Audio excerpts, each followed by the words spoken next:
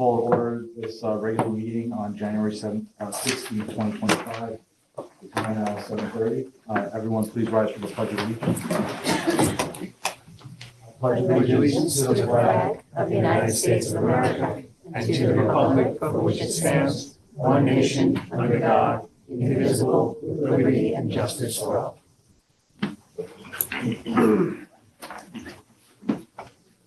I'd like to turn it over to Dr. Selena for superintendent's comments. Good evening, ladies and gentlemen of the board, those public that is with us here in this room, as well as those people that are joining us remotely.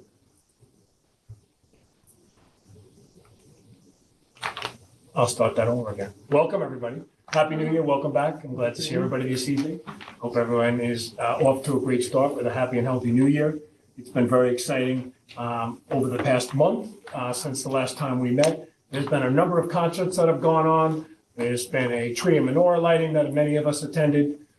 There was a number of sporting events that have gone on, interscholastic sports over the recess period. We had 2 weeks this year, which was very nice.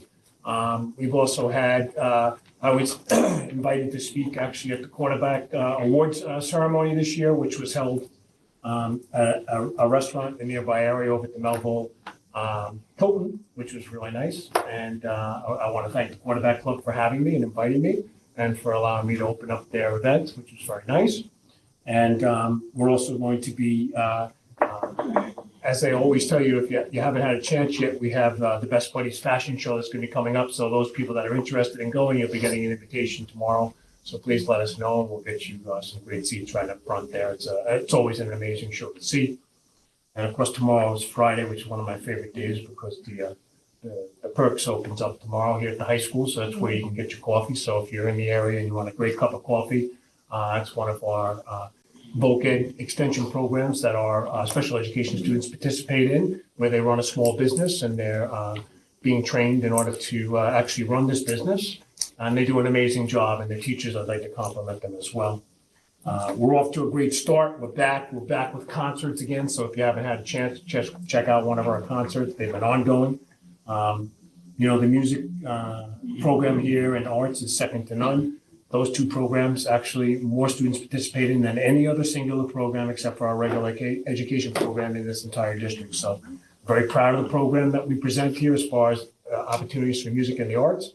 And we continue to build upon that program. I'm going to move into a capital projects update at this point in time. At the board's request, there's more information has been flowing about this, so we can get people in front of you here today is some additional information you can take with you, so you can walk out with that. But what we'd like to do is first, we're going to talk a little bit about High School Music Suite. As you know, we're continuing to work on the High School Music Suite here. That is going to be complete for the opening in September of this year. The interior framing is complete. If you've driven by and you see the big yellow thing that's out there, we're in a little bit of a stalled position at this point in time because obviously we can't be laying brick and putting in mortar and brick as well as cement until we get steady 32 to 35 degrees. But we expected that. There's still a lot of work to be done, and they're continuing to work on the interior.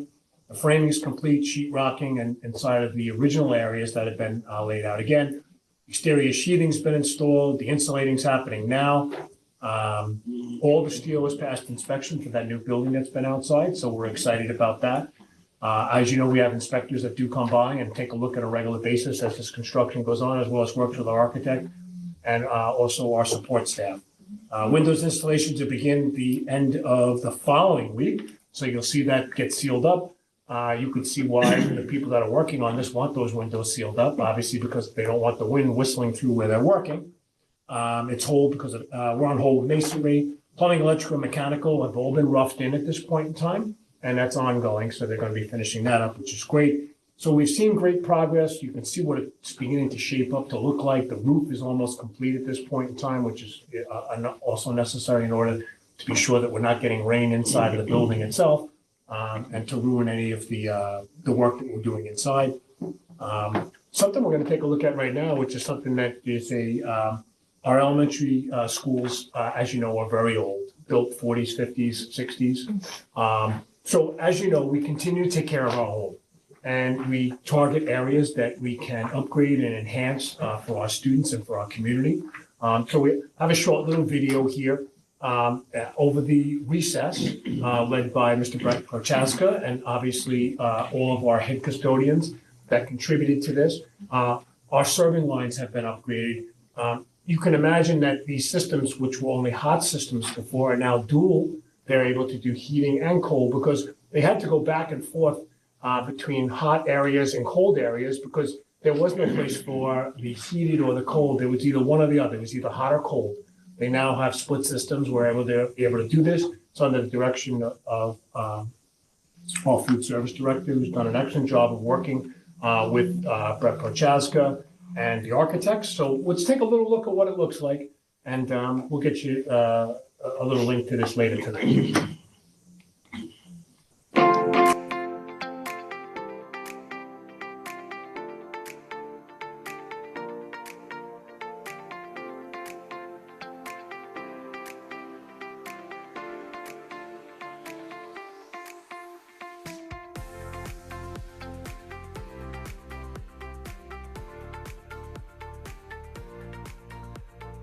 Is thankful for the new serving lines which were installed into our elementary school cafeterias. The serving lines will provide proper temperatures for heat and cold serving.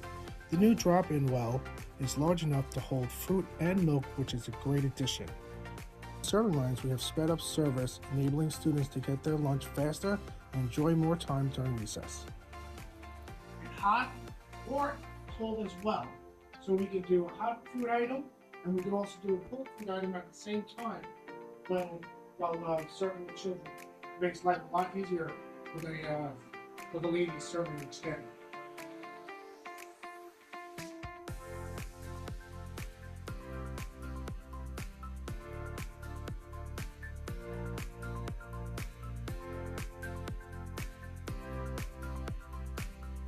So happy with the new unit. It keeps things hot, it keeps it cold. Now there's a big section for the cold, so we don't have to go back and forth to the fridges every period to put the cold food away or put the hot food away. It all stays perfect at the perfect temperature. So we're thrilled to have our new units. That's Phyllis. Phyllis also lives across the street right over here, so she's always great. And she's very photogenic as well, and I told Ed that he may have a future in TikTok if he keeps it up. Still around.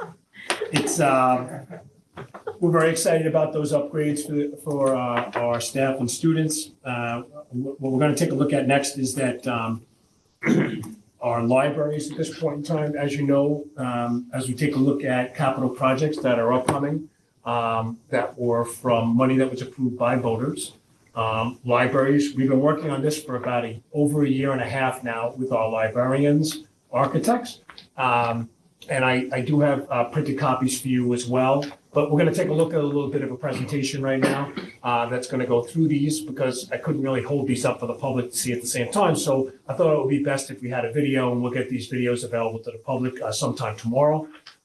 So there are a total of 4 libraries that our voters approved, our 3 elementary schools and the middle school, and they're being upgraded, and I wanted you to be able to see what the final product's going to look like. So let's take a look at it now, if we could, please. Could I ask you gentlemen to please play the video at this time?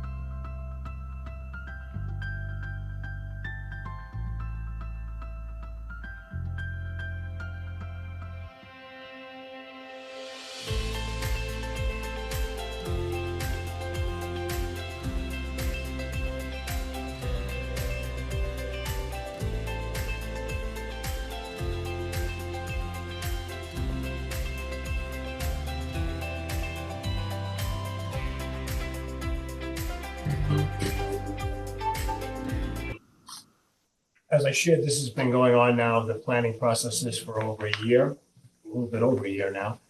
Intimately involved with the staff, obviously, that run those actual spaces in there. I have to tell you, the process is an ongoing process. Where there's multiple meetings that are established where we involve, obviously, the professionals that are required for maintaining those classrooms. And they involve, as far as one of the requests that they had was that they really wanted reconfigurable furniture. They want to be able to reorganize the room a different way. A lot of the furniture that's in there is older. It's very heavy, not movable, and where it is where it stays. And the way that the library is being used is completely evolved over the last 10 years. Many digital resources are now available, so it really becomes a place where kids meet, plan, do research, basically need spaces where they can sit down. Maker spaces are also are being done inside of each one of our libraries, predominantly inside the middle school library at this point in time. So they really needed, you may have seen one of the laboratory tables back there. It was a long black table there. There's a steel framed, and obviously because the kids may be using liquids, salts, et cetera, they really, the librarians are really taking a role inside of that, as well as moving at this point in time into a number of different areas of our curriculum. Remember, librarians are a major component of our programs. They basically are the resource for every single teacher inside of, and every student inside of our schools. So it's important that they have updated resources and classroom spaces that are warm and inviting. So we're very excited about that. At this point in time, that concludes we are going to be filing with New York State. Those are on the way. We're waiting for, obviously, for the bid package to be created, and then those will go on the street. You'll be notified of that when it happens.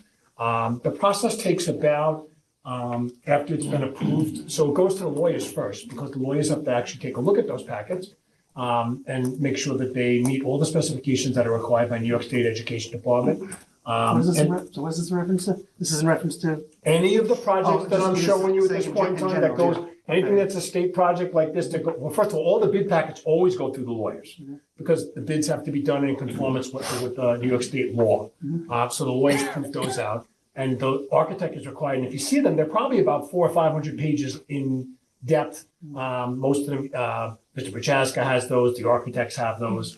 And those bid booklets basically go out to vendors, and people have an opportunity to bid on those jobs. And ultimately, the lowest responsible bidder is a person that will actually be awarded the jobs. And that's how the bidding process works. But it always goes from the schools in collaboration with the architect who creates the bid booklets.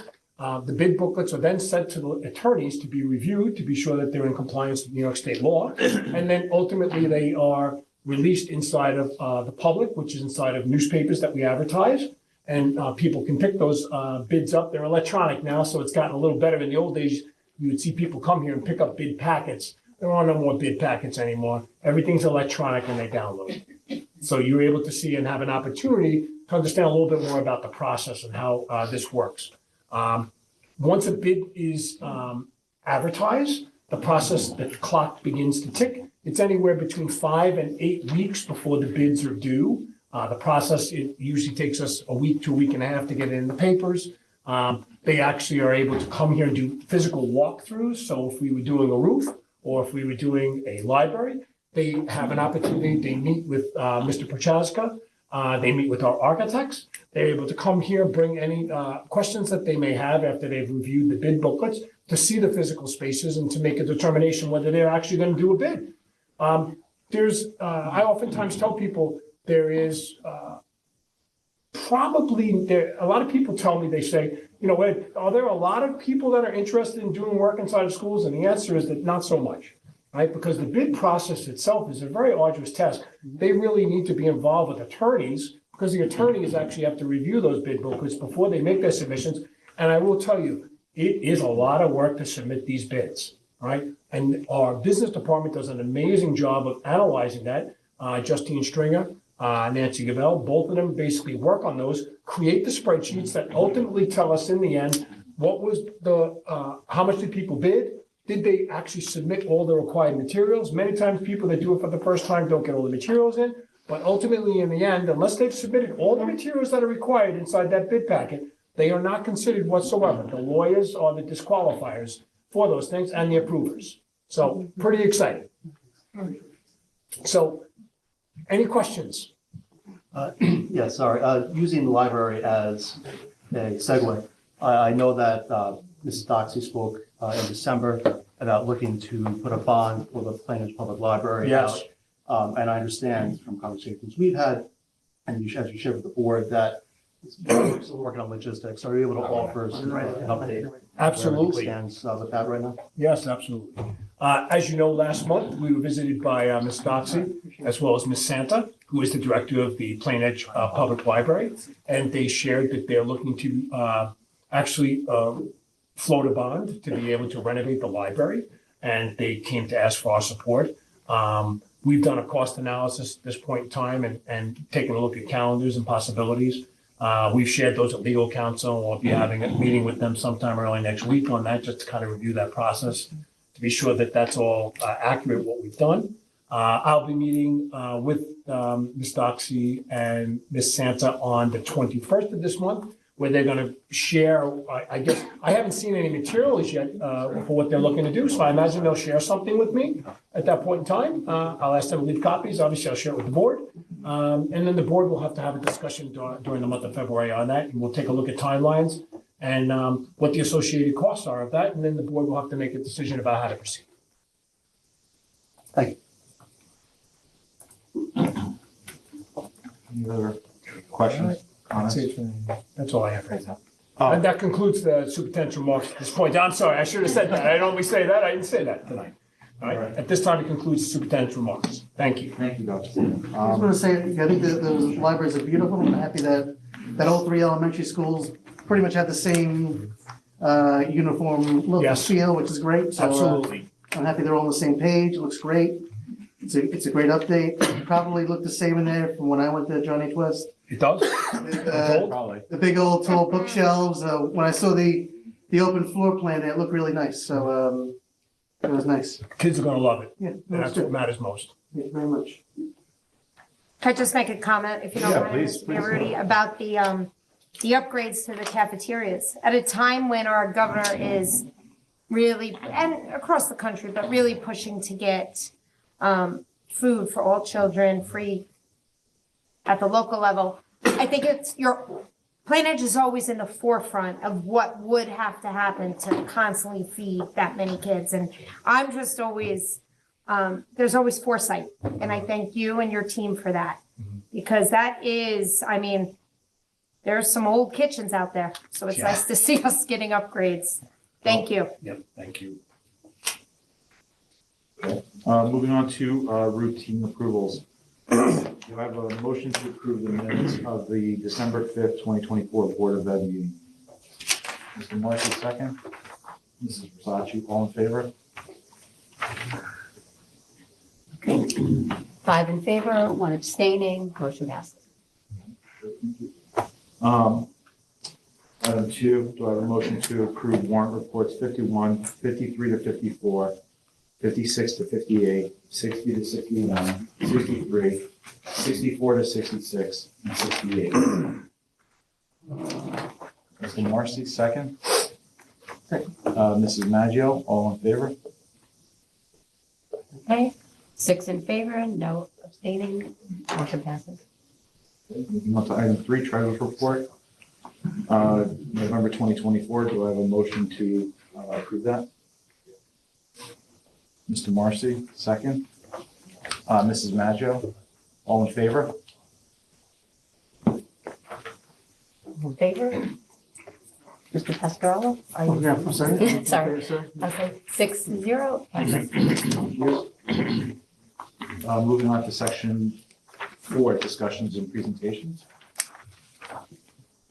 You going, Dr. Vicola? Okay, sure.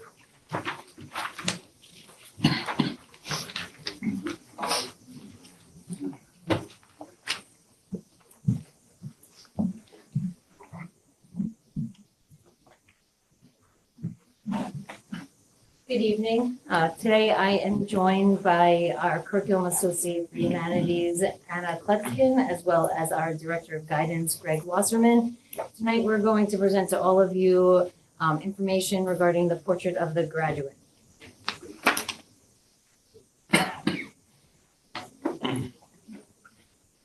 Fancy Sorry. graphics tonight.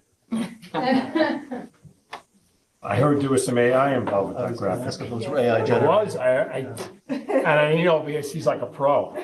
It's fun. Come down and show me. So we like that as our new logo for the portrait of the graduate. So you may ask, what is the portrait of the graduate and how it came about? So New York State put together the Blue Ribbon Commission for Graduation Measures. And it was really, they were tasked about rethinking how New York New York students meet the requirement for graduation. So to help inform their work, they held regional meetings across the state to gather input from many stakeholders. And you could see here that the stakeholders included parents, educators, administrators, school support staff, representatives for higher education, the business community, students, and the general public. So within this, they created what they call is the portrait of the graduate. It's a set of high-level skills, knowledge areas, and competencies that holistically reflect student success for state, districts, or schools. Our portrait of the graduate will serve as the foundation and vision for Plainedge students to succeed in college, career, and life. So they use a three-pronged approach, and they use the guiding question of what knowledge, skills, and mindsets will be most needed by New York State graduates to be successful in a rapidly changing and complex world. So as you can see, the three-pronged approach at the bottom, they first engaged community in discussion, and they used the thought exchange, just like we did with the armed guard security discussion. They had over 8,400 members complete that thought exchange.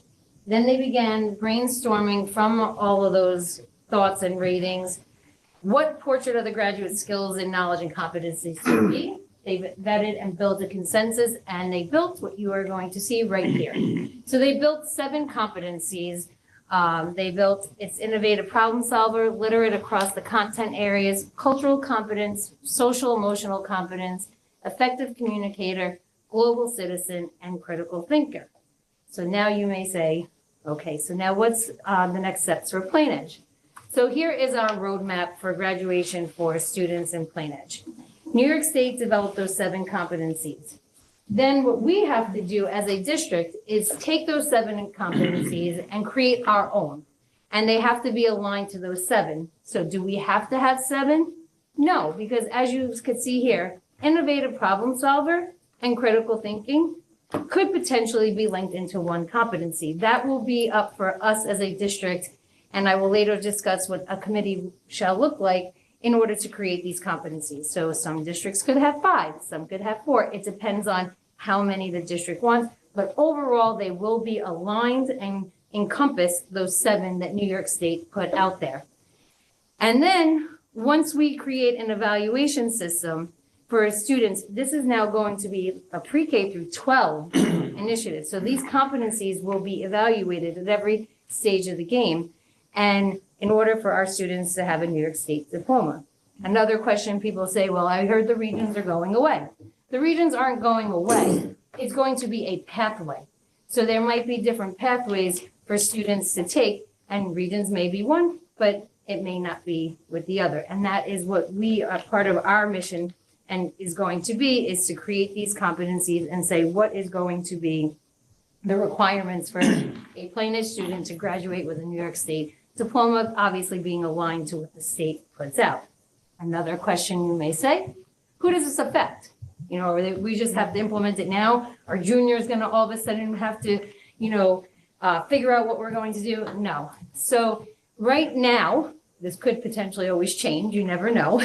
But as of right now, New York State is telling us that the students entering 6th grade in the school year of 25-26 will be the students that they will be the first graduating class. So you may say, when will they graduate high school? They will be the graduating class of 2032. That seems weird to say 2032, but yes. So the guiding questions that we will be asking while we're doing this process is, what does a Plainedge student look like today? What values, skills, abilities, and strengths do we want instilled in the Plainedge student of tomorrow? And how will we intentionally articulate and align our curriculum to meet the profile of our portrait of a graduate?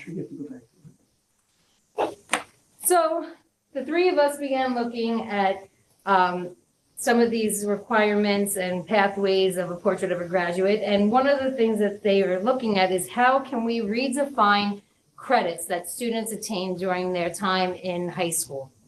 So as you can see here, there's 8 different possibilities here that they had given us. And as you can see, all the ones with check marks are the ones that we identify that we're currently doing here in Plain Edge. And the one tonight that we're excited to start talking about is earning New York State credentials or seals. And we started implementing the seal of civic readiness, which I'm going to turn it over and to talk about how we began doing this year. As Dr. DiPaola just mentioned, we're really excited about the seal of civic readiness, which we started this year. So civic readiness is the ability to make that positive difference in our community through the combination of civic knowledge, skills, actions, mindsets, and experiences. And so what is the seal of civic readiness? This comes from New York State, and it's a formal recognition that students have obtained this high level of proficiency in their social studies coursework, and they demonstrated this civic engagement. Students will be recognized with recognition on their transcript and diploma. We think that students should obtain the seal of civic readiness for many reasons. It elevates their impact. It shows that they're ready to kind of dive into community engagement, connect with local representatives and stakeholders, shaping projects that really make a difference. It stands out. Again, it's that distinction on their transcripts, on their diplomas that colleges will be able to see, kind of showcasing their work and kind of making them stand out from the rest. So how did they obtain the seal of civic readiness? As you can see here, it is based on a point system. There are 2 major categories. On the left-hand side, you'll see their civic knowledge. On the right-hand side, they will obtain points on civic participation. They must obtain a minimum of 2 points from each column. So over the course of 4 years, they will be accruing points in various areas. So for example, students are going to be taking 4 years of social studies. That will get them 1 point. If they obtain mastery on both of their social studies exams, they can get 1.5 points. If they get a 65 to an 84, they will still get 1 point for each one of those exams. We have numerous advanced social studies courses, which they can also get 0.5 point. And in 9th grade, we have a research project, which they will gain 1 point for as well. On the civic participation side, there is a 12th grade project, which they will gain 1.5 points. We have tons of civic electives that students can choose from to participate in, and they get 0.5 point in those. There's various civic related extracurricular activities, which they can get 0.5 point for each of those different activities as well. And so with minimum of 2 points on each side, they must obtain 6 points total in order to gain that seal. So attaining these seals, as you can see in the previous slide, there's. You want? No. I think you're going to answer it, so I'm sorry, I was jumping ahead of you. Sorry, Mr. Wasserman, my apologies. Okay. Feel free to stop if you have any questions. But attaining the seals, there's so many moving parts, and if you look at the previous slide, there's many different areas that students would have the opportunity to accumulate points towards that seal. So one of the important things on our side in the school system is making sure the students have support and understanding as they go. Interestingly enough, many of our students, especially when we started looking at the senior class, had already organically accumulated enough points to attain the seal of civic readiness without even knowing they were doing it. So we took the earlier stages of just understanding our student population and what they've engaged in, and then began promoting and being able to educate them on what the seal of civic readiness was or is. So we've sent home communications to the community. We developed a comprehensive seal of civic readiness guide. We presented to the faculty in the high school as well as to the students during the advisory period. Ms. Kleskin has participated in classroom visits through all of the social studies classrooms And we've established for the class of 2025 a Google Classroom that's filled with resources and reminders to help keep them on track and move through high school with a little more intention as they gain the SEAL Civic Readiness points.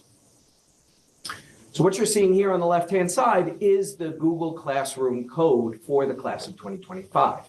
Now, as we roll into the new school year and we've established ourselves and the process for the class of 2025, the work begins in developing Google Classrooms for every subsequent grade that is in the high school and then eventually is coming up, sharing the resources and learning from the experiences of every previous class.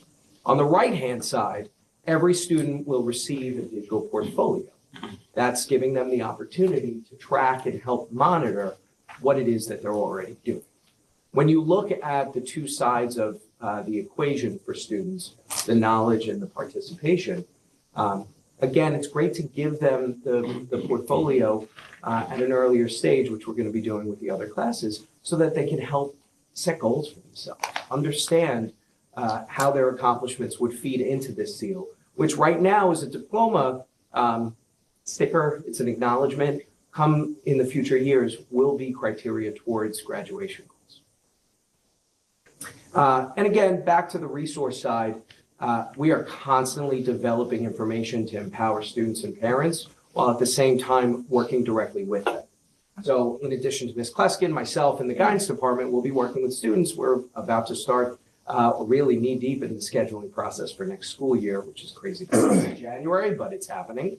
And part of that is ensuring that the course selection guide has information about the SEAL of Civic Readiness.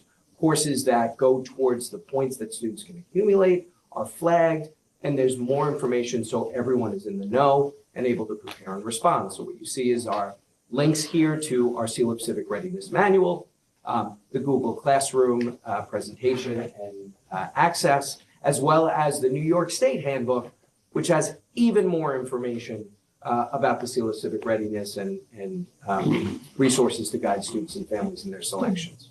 And then you see our contact info.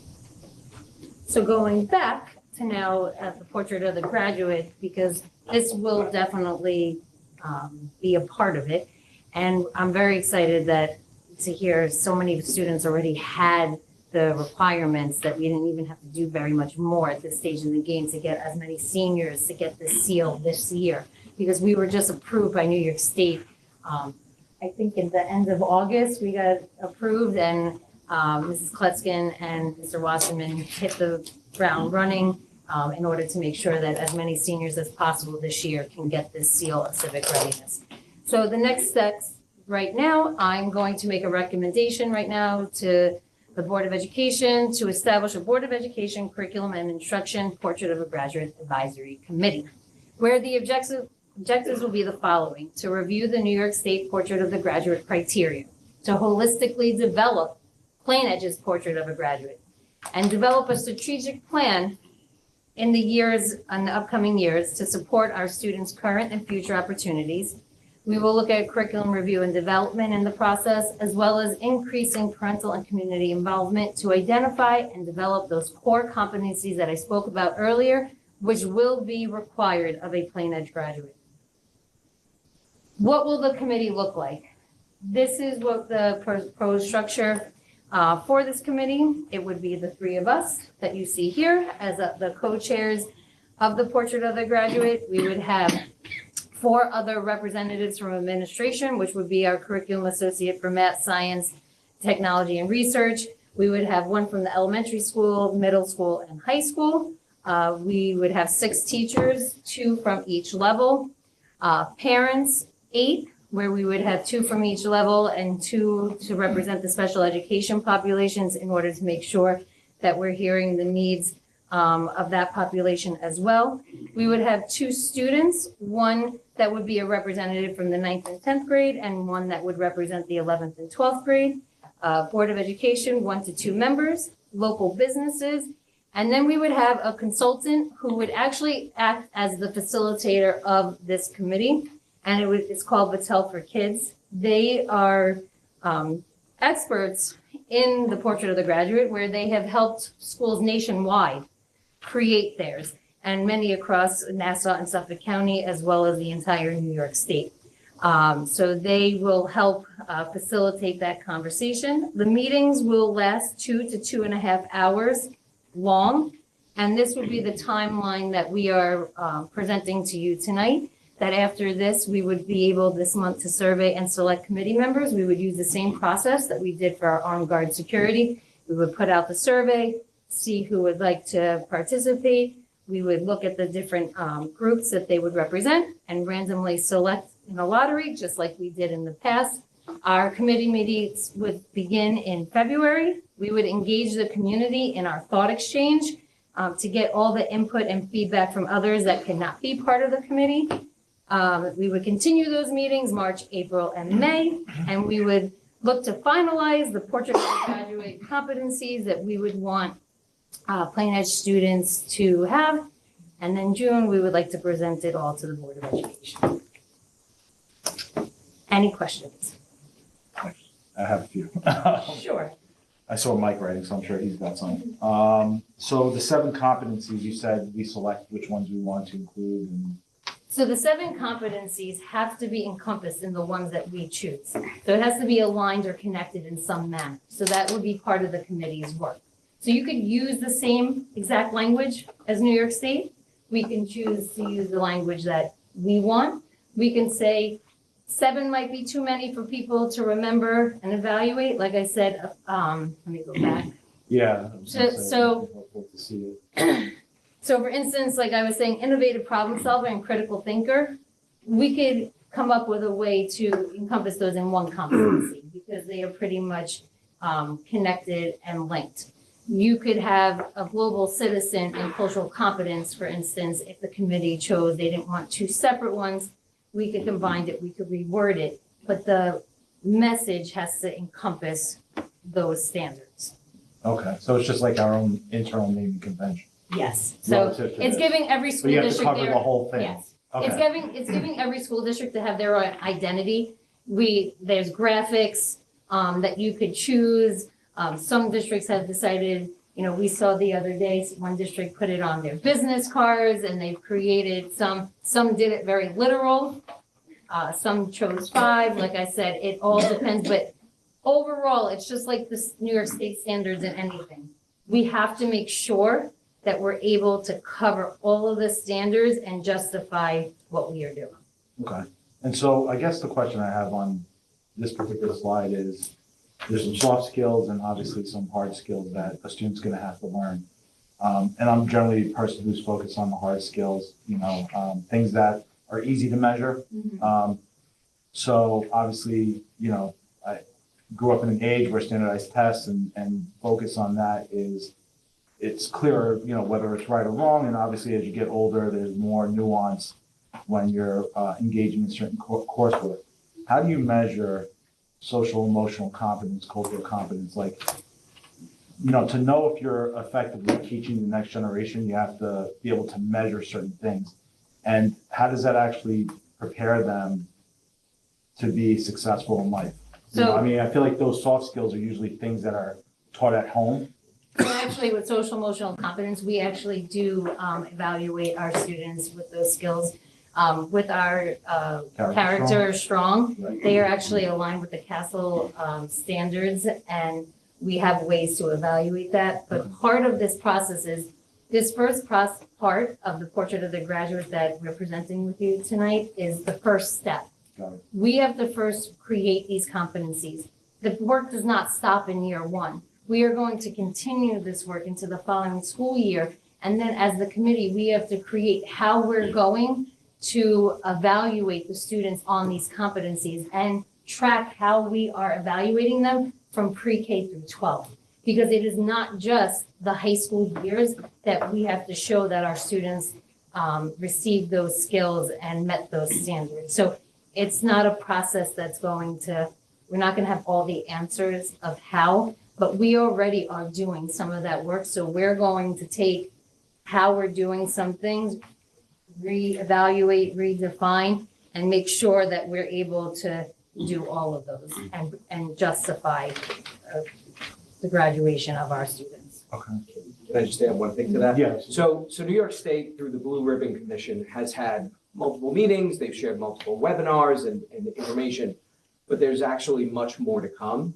And they're going to give guidelines and framework for what is acceptable in terms of evaluation. So when we talk about, take the Seal of Civic Readiness, Seal of Civic Readiness demonstrates in social studies and civic-minded projects and activities and clubs that students are engaged in, they can earn that seal by gaining those points.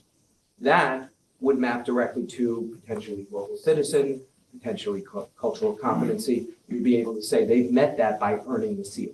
Okay. So the state could come back to us in the next wave of Blue Ribbon results to say social emotional competency can happen based on students' involvement in multiple clubs that are correlated to social emotional, certain activities, certain work or real life experience, and there'll be some component of reflection involved in that. And we have advisory at all levels where we are actually ahead of the game in a lot of school districts, especially at our secondary level, to have a program where we can teach and evaluate those skills. Okay. And reflect. So in your answer, Dr. DiPillo, you mentioned pre-K.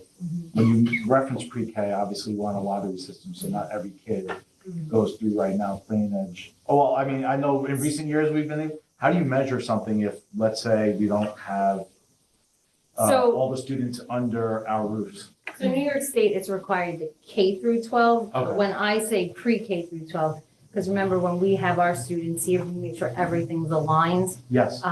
through 12th grade. Right. And we want to make sure what we develop here is aligned with everything. So we're going to start it as early as we Got can, it. but New York State will only require the required grade levels of K through 12. Got it. But when I say pre-K, they are us.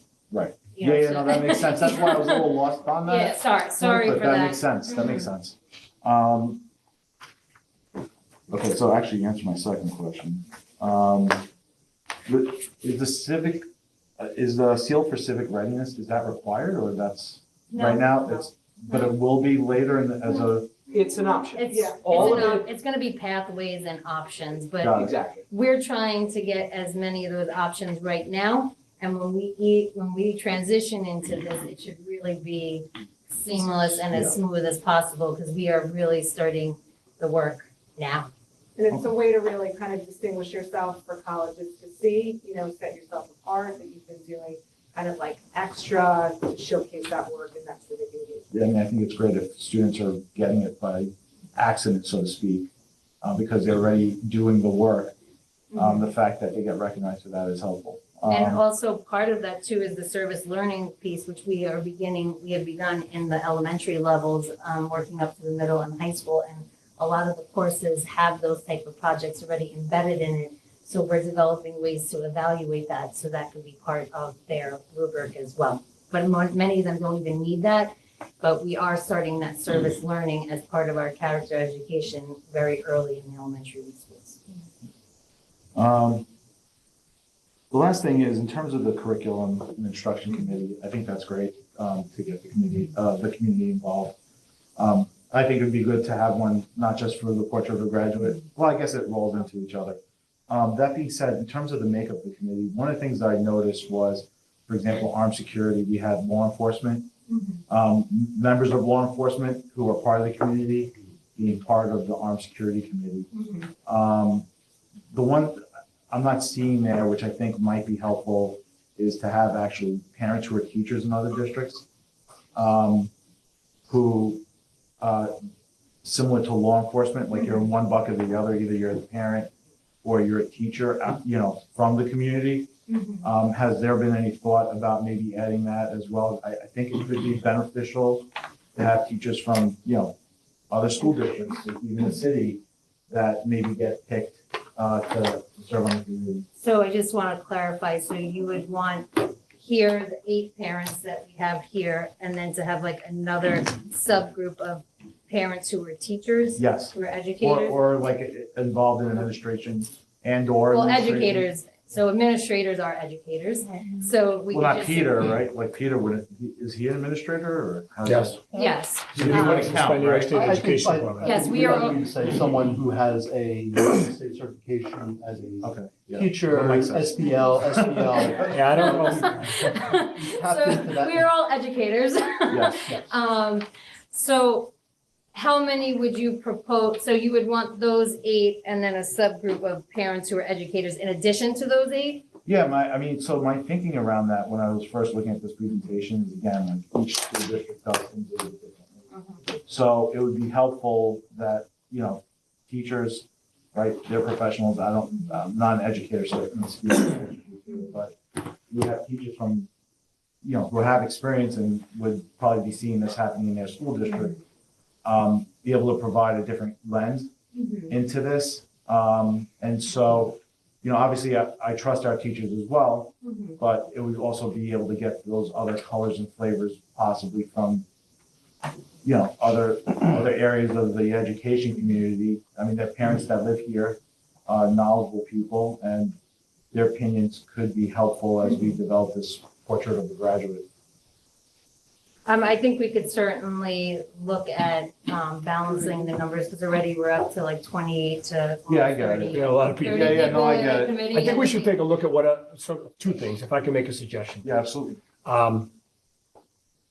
The Patel people who have been doing this for other Nassau County school districts, I'd really like them to weigh in and let us know basically what they've seen out there before in other school districts. I think that would be important to get it from, I guess, people that have been doing this, to find out if that's something that has worked out or something that they thought would be something we should focus on.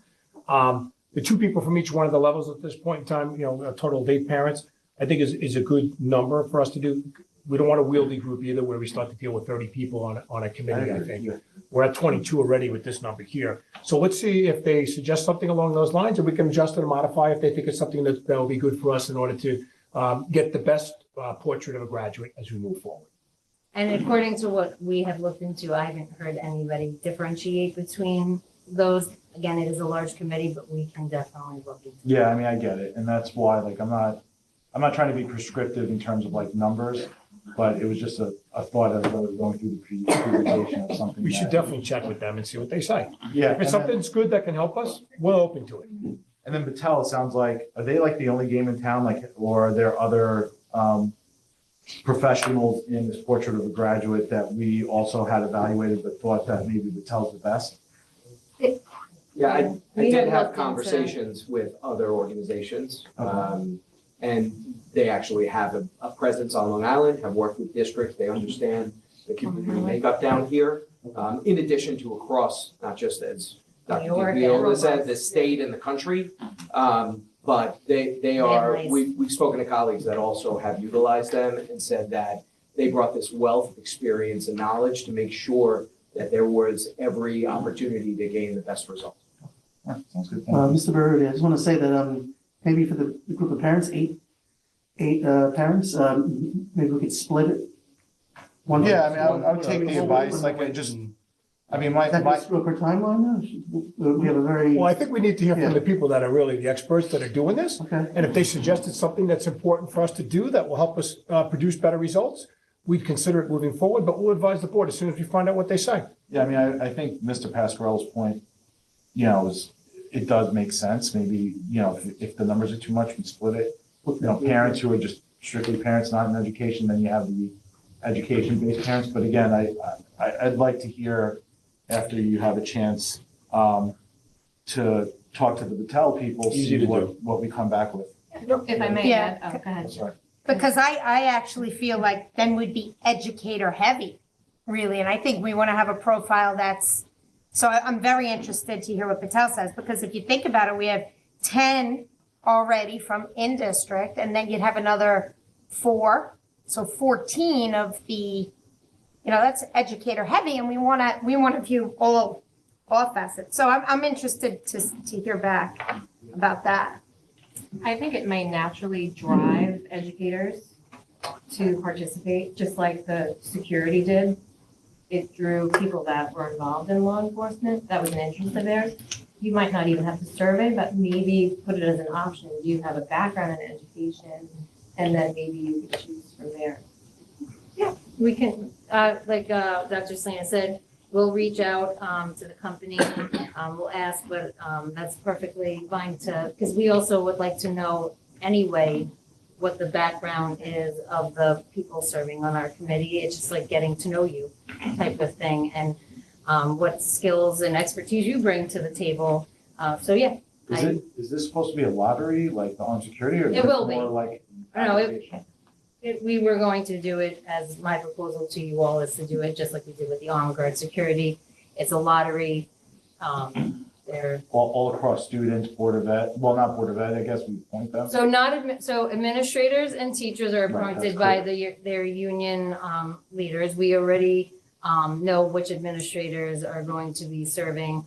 The PFT will give their teachers for those levels. So parents and students will be the ones of lottery, local businesses too. If we get more than two, I will be happy if we get more than two people interested. According to other school districts, that is the hardest one to get because it is a big time commitment. There's going to be 3 to 4 committee meetings from now till June, and they're going to last, we talked about Tell for Kids, 2 to 2.5 hours for each one. So it is a big time commitment for people to have, so it's hard. But yes, so the ones that will be lottery will be parents and students. Okay. And local businesses if we get a lot more. Okay. Okay. Any other questions? I would be mindful of our times. I know we have a number of other presentations for tonight. I want to say, I don't think it's an accident that we have so many students who are qualified for the Associate of Readiness. I know we have, John H. West, where my kids go, the middle school, have received character education awards. So, I think it speaks to the curriculum, the competency that the district is building on that P-12 continuum. I do want to touch briefly on the one item in that slide on redefining credits that we did not have in place, simply because the governor mentioned it specifically in her State of the State and in her 118 page booklet on initiatives, the early college, high school. I know she referenced, I think it was Kingsborough and the city, where something like 73% of their students are graduating with an associate's degree out of coming out of high school. With that, is this something that we started to explore? So we offer quite a bit of dual enrollment credit. We actually even I have. know we do. I know this is a very specific model, and It is. That's why it's not checked. And it's maybe something that it's we do this already without having this model. I just wanted to. Sure. So there are only a handful in New York State. It's more of a national model on the P-TECH side, and certain states have more investment in it. For us, not just on the dual enrollment, we also have a program in Nassau Community College where students can go and obtain direct credits. We have somebody there right now, don't we? Yes. We have 2 students. Two there, right? Right now, with more than interested for next year as well, since we've already started scheduling. So there's great opportunity for our students without calling it formally P-TECH. Maybe there's a branding opportunity that comes through our work with, the portrait of a graduate, but we couldn't do that official check. Yeah, there's a massive commitment to developing that formal program and school, in addition to having particular resources within the school building to help prepare the students. But we could always look into things, but as of right now, because this is so new and literally, as you know, they keep informing us with new updates. And this has been actually the most information that we have received from the portrait of the graduate. It's really, it's helping us roadmap everything, saying we have this, what are we going to look for next? And that's what really drew our eye to the credentials and seals for that civic readiness. And I would say I'm so proud of the work that was done at the high school. It was so quickly to get that information, to get students and to be able to accomplish this so fast for our seniors. And now in the spring, they're rolling it out to the younger grades. It's really a testament to what we do here. It's also important to mention that many of our students do graduate between 20 and 40 credits from high school currently today.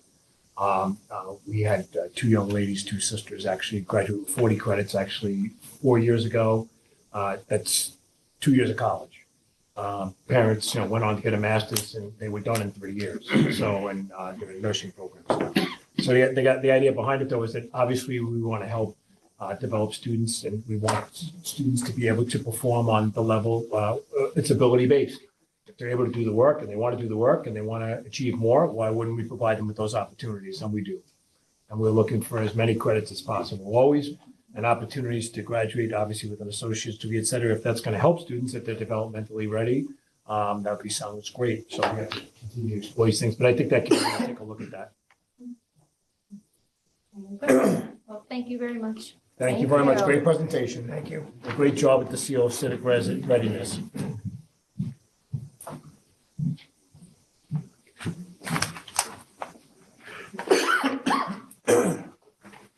Next up, we're going to speak about the budget overview. The budget overview. So at this point in time, we'll talk to you a little bit about what we've been doing in preparation for the budget, the initial release.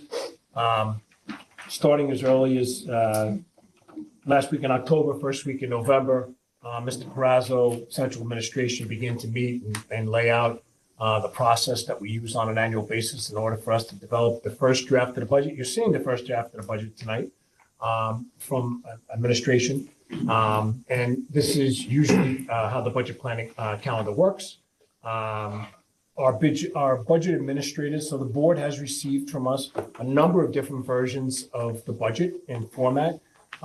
It's budget by code, including subcodes, by administrator, responsible administrator, and then by major area.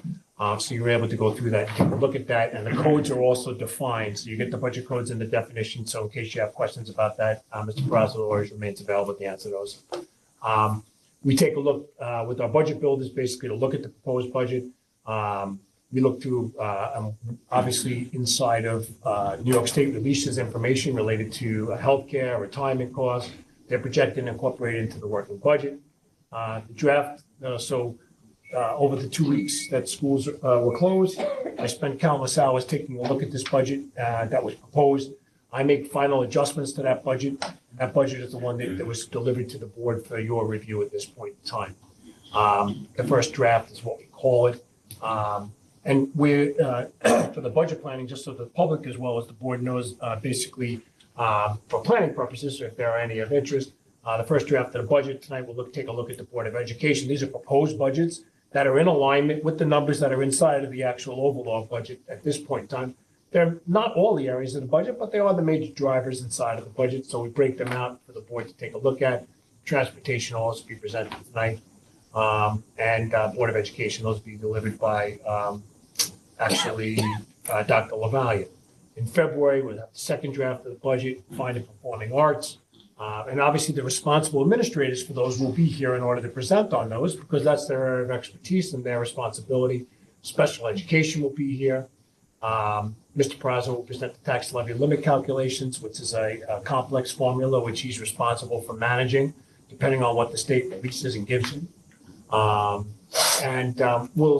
board's request last year was to start to talk a little bit about what are the items that are going to be presented for the board to consider for capital planning for coming in the coming year. So you'll have an opportunity. We're going to do that once a month during the month of February. Once one of the meetings in March and one in April. And by April, we'll have a final by that point in time. We do have an ongoing list that we use for that of items that need to be done that are program enhancements as well as infrastructure improvements. Remember, our houses are old. We need to continue to devote finances in order to take care of our house. March, as you can see, we go through third and fourth drafts of the budget. It's a busy month, March always. Tax cap calculation, that's that complex formula that Mr. Perazzo attempts to explain to me every year, which I sometimes don't understand most of the time, but he will attempt to explain it to us again. Administrative technology budget, facilities operations, health, physical education, staffing and enrollment. There's a lot inside of that month. Of April, we look at fund balance and reserve plan. Where are we today? What's coming up? We'll be taking a look at the recommended final budget. Remember, all during this period of time, we're meeting with the responsible administrators, all right, to actually review their budgets and what they propose to us as far as what we're going to need. Students will begin enrolling in the middle school and the high school for their courses. So we'll have a better idea of what requirements we have as far as the number of teachers and instructional staff that are required in order to meet that. We'll know what our numbers are as the IEP meetings go on in the special education department, right? How many teachers are we going to need in order to meet the special needs of students that have special abilities? So we'll need to know those special educators or how many we're going to use. So this is an ongoing process. These meetings will happen over the next 2 months as we get and finalize our staffing and enrollment numbers. We'll be taking a look at, obviously, enrollment for kindergarten, which is going to be open, pre-kindergarten, which has an impact, obviously, on the things that we're doing here. So we'll be taking a look at all those things, and ultimately, in the end, what state aid will we receive? So the state needs to let us know that too. So we have a number of different things going on at this point in time. As you can see, May is the vote month. The budget statement, everything. Obviously, the law dictates what needs to be communicated to the public and how it gets communicated. Every school district in New York State is responsible to do that. The budget hearings and notice happens on May 13th, and the budget vote itself is on May 12th. Any questions about the budget planning calendar that you see here tonight? Obviously, it's a lengthy process. There's a lot for the board to look at, and obviously ask any questions you have. I have a general question. Go right ahead, please. So I'm new to this, obviously. This being your first draft, will that 6%, 6.78% typically drop down from one draft to the next? Like, are we going to watch that number decline? I'll talk to you a little bit about that. Okay. It really depends ultimately in the end what the board decides as far as what you need to support the programs that we're suggesting and recommending.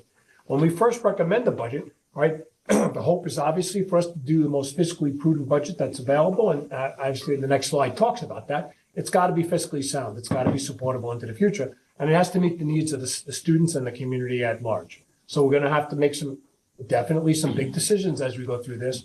And I'll talk a little bit more because I'm going to kind of put it together for you in a nutshell as far as when we see that 6.98%, I think that's what the number is. You say to yourself, wow, that seems like a lot of money. It is. Obviously it is. But these are program decisions that the board ultimately will have to make. And when the responsible administrator presents on those areas, you'll have to make a decision about that. There are major dollar figures associated with some of these decisions. And I'll talk a little bit more about that as we go through this year. These are the numbers that usually Peter talks about, what the CPI is, and the 2%, the main driver, the tax levy, as you saw, it was in the papers just the other day. It's going to be 2% this year. They used to call it the 2% tax cap. The 2% tax cap also has other variables that figure inside of that, but that formula is basically dictated by the state, so that's something that's mandated. We're going to be going through the budget, refining it every month. The hope is to get the most fiscally sound budget that will support the priorities that we decide ultimately that we would like to ask the taxpayers to support when they come out to vote on May 20th. As you can see, that's that 6.78%. So let's just talk a little bit about that. So when we talk a little bit about that budget, what's in this budget? I tell people all the time, it's important to understand that ultimately in the end, we're listening to the community, we're listening to the board, and we're looking at options for them to consider. So some of the major drivers that are inside of that, in fact, almost about 3% of that 6.78% is we have things that we're proposing for consideration, such as postage transportation services is something that's going to be a requirement. We need to do those things. That's inside of that has a price tag. Built into this is if the board moves forward and there are recommendations for armed security inside of the schools, that dollar figure is inside of here. All right. Expand and maintain current pre-K program. There's dollar figure that there's costs associated with us doing that. It's not fully covered by the money that's provided by the state. And there's startup costs that have to be considered for those programs.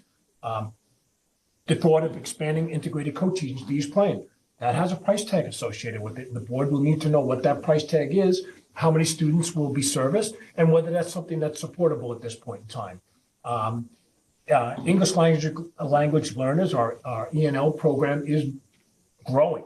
We need additional support staff that's going to be required moving forward into the next year. That's something that we are not going to have the liberty of deciding. It's obviously dictated by New York State Education Department. Those requirements are.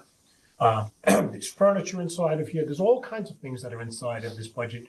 But, that's almost 3%. Just those items that I actually spoke for you about tonight, 3%. And the boards, many of those are going to be decisions that we'll ultimately have to make. Are we going to ask the community to support these, Or is now not the time to do these things and we need to talk about, when these things would be done?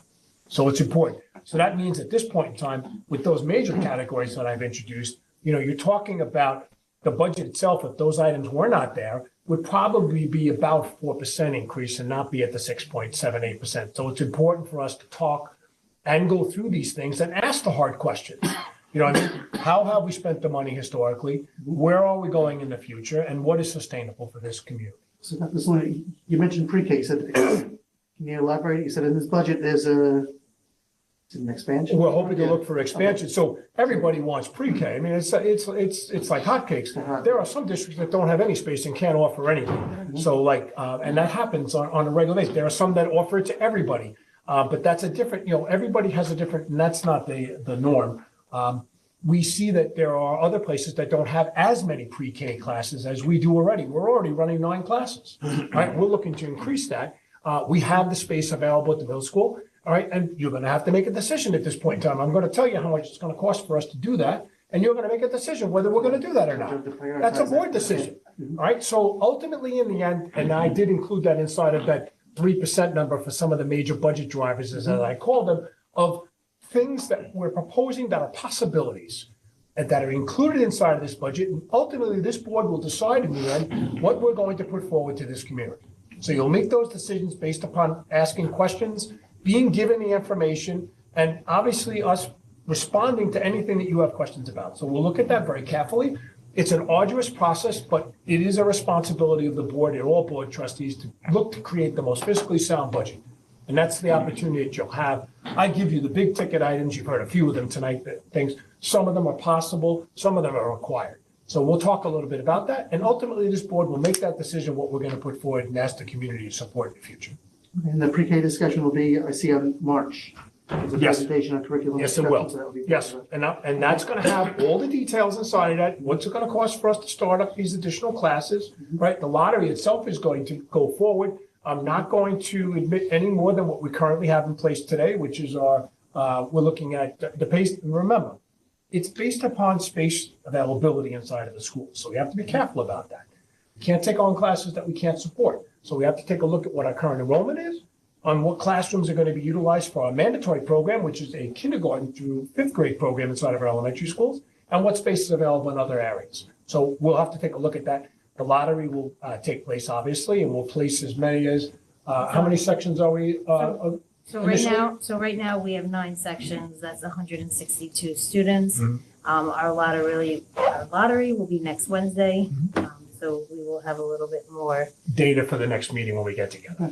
So we'll take a careful look at that, and then you'll have to make a decision as a board. People can register up till tomorrow.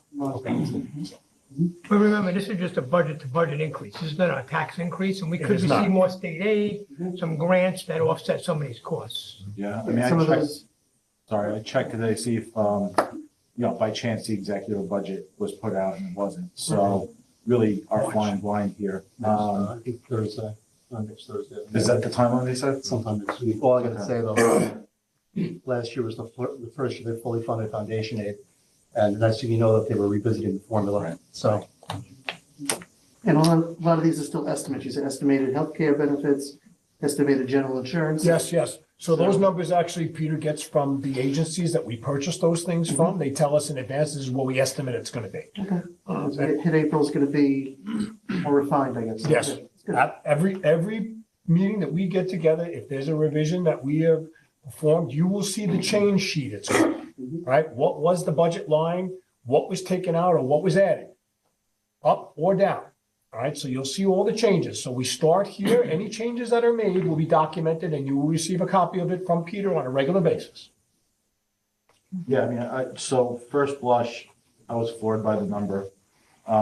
Understanding that we don't know the breakdown of how much of this is coming from the state versus local taxpayers.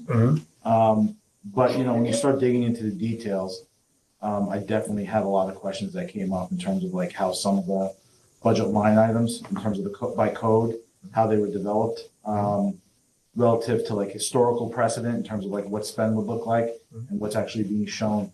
And obviously like armed security, there's a number in there, but what actually makes up that number? Is it a person? We have it all. We got all the details. when we talk about personnel, which obviously is the biggest line item, how much is just contractual increases versus possibly new positions. So I think as we get further along, definitely would like to understand that information better. Mr. Perazzo can give you all the details on that. You ask the questions, we'll give you the answers.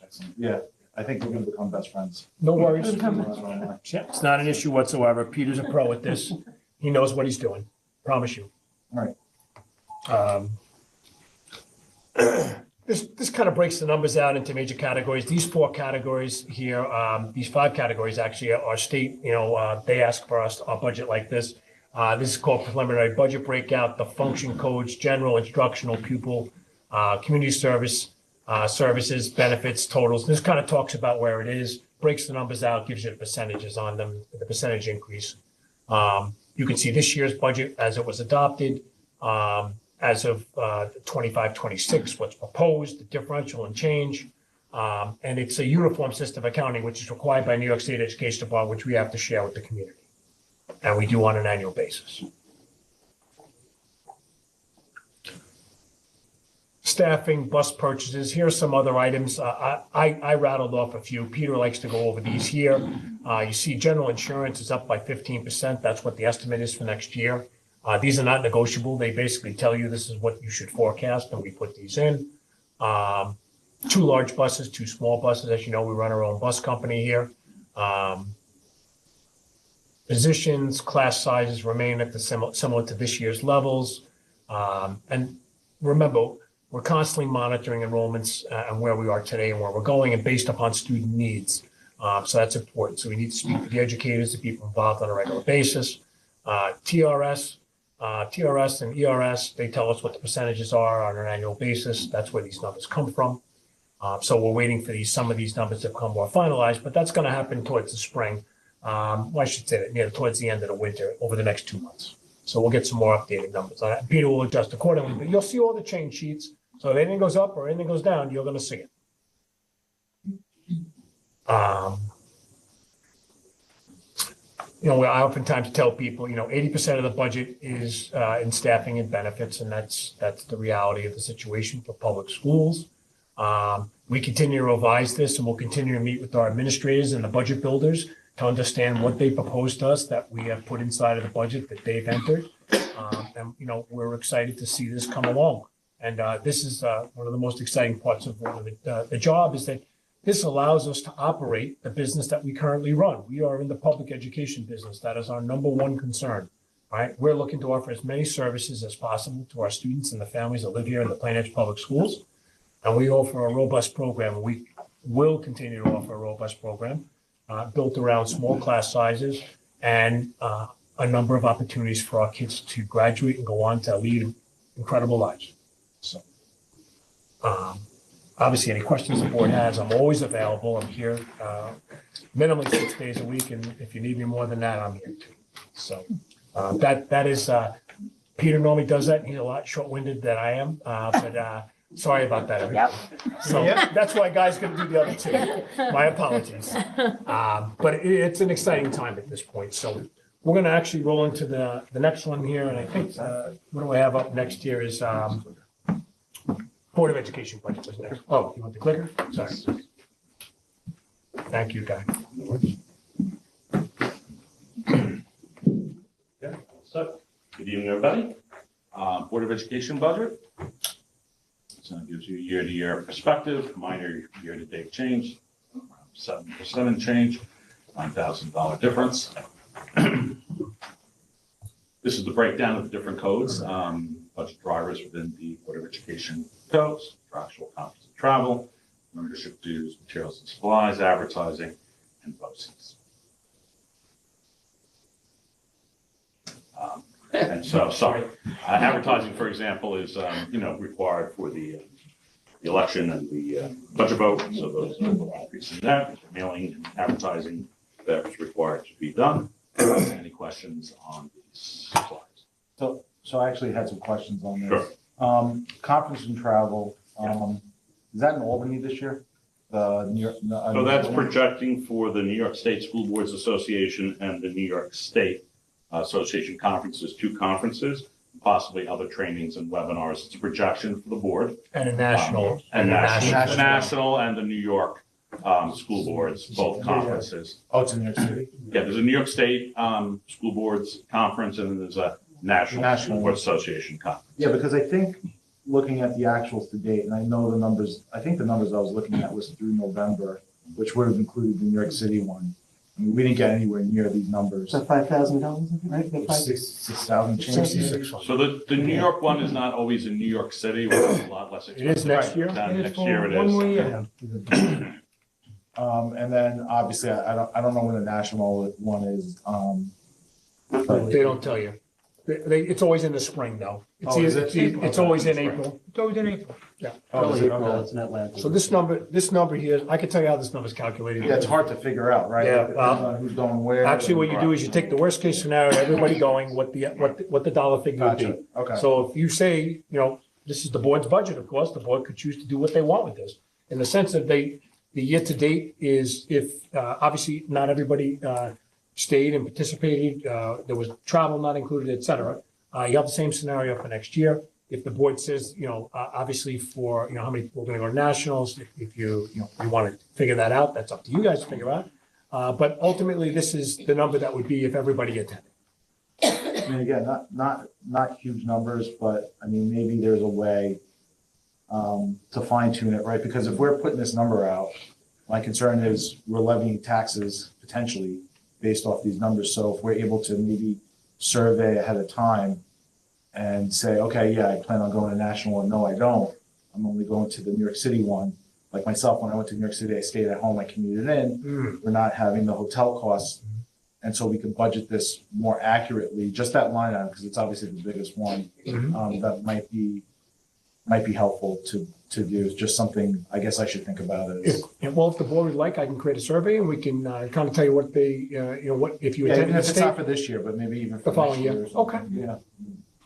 Well, on this topic of the conference travel, so I looked at the budget status report and we saw the 6,000 in expenses, but there was an encumbrance of 21,000 still in this line? I don't remember that number. Yeah, so I'm not sure what that encumbrance is at this point. That was at the end of November, so all the October convention thing should have been addressed already, so I'm not sure what that is. I mean, do you guys know what I don't, the encumbrance? You have the national and you have the nationals coming that's up. already Was that budgeted. encumbered already? Yes. And that's already, so, all right, so that's pretty much the big nugget later in the year, right? So we have two big expenses. We have the state convention, and the national convention.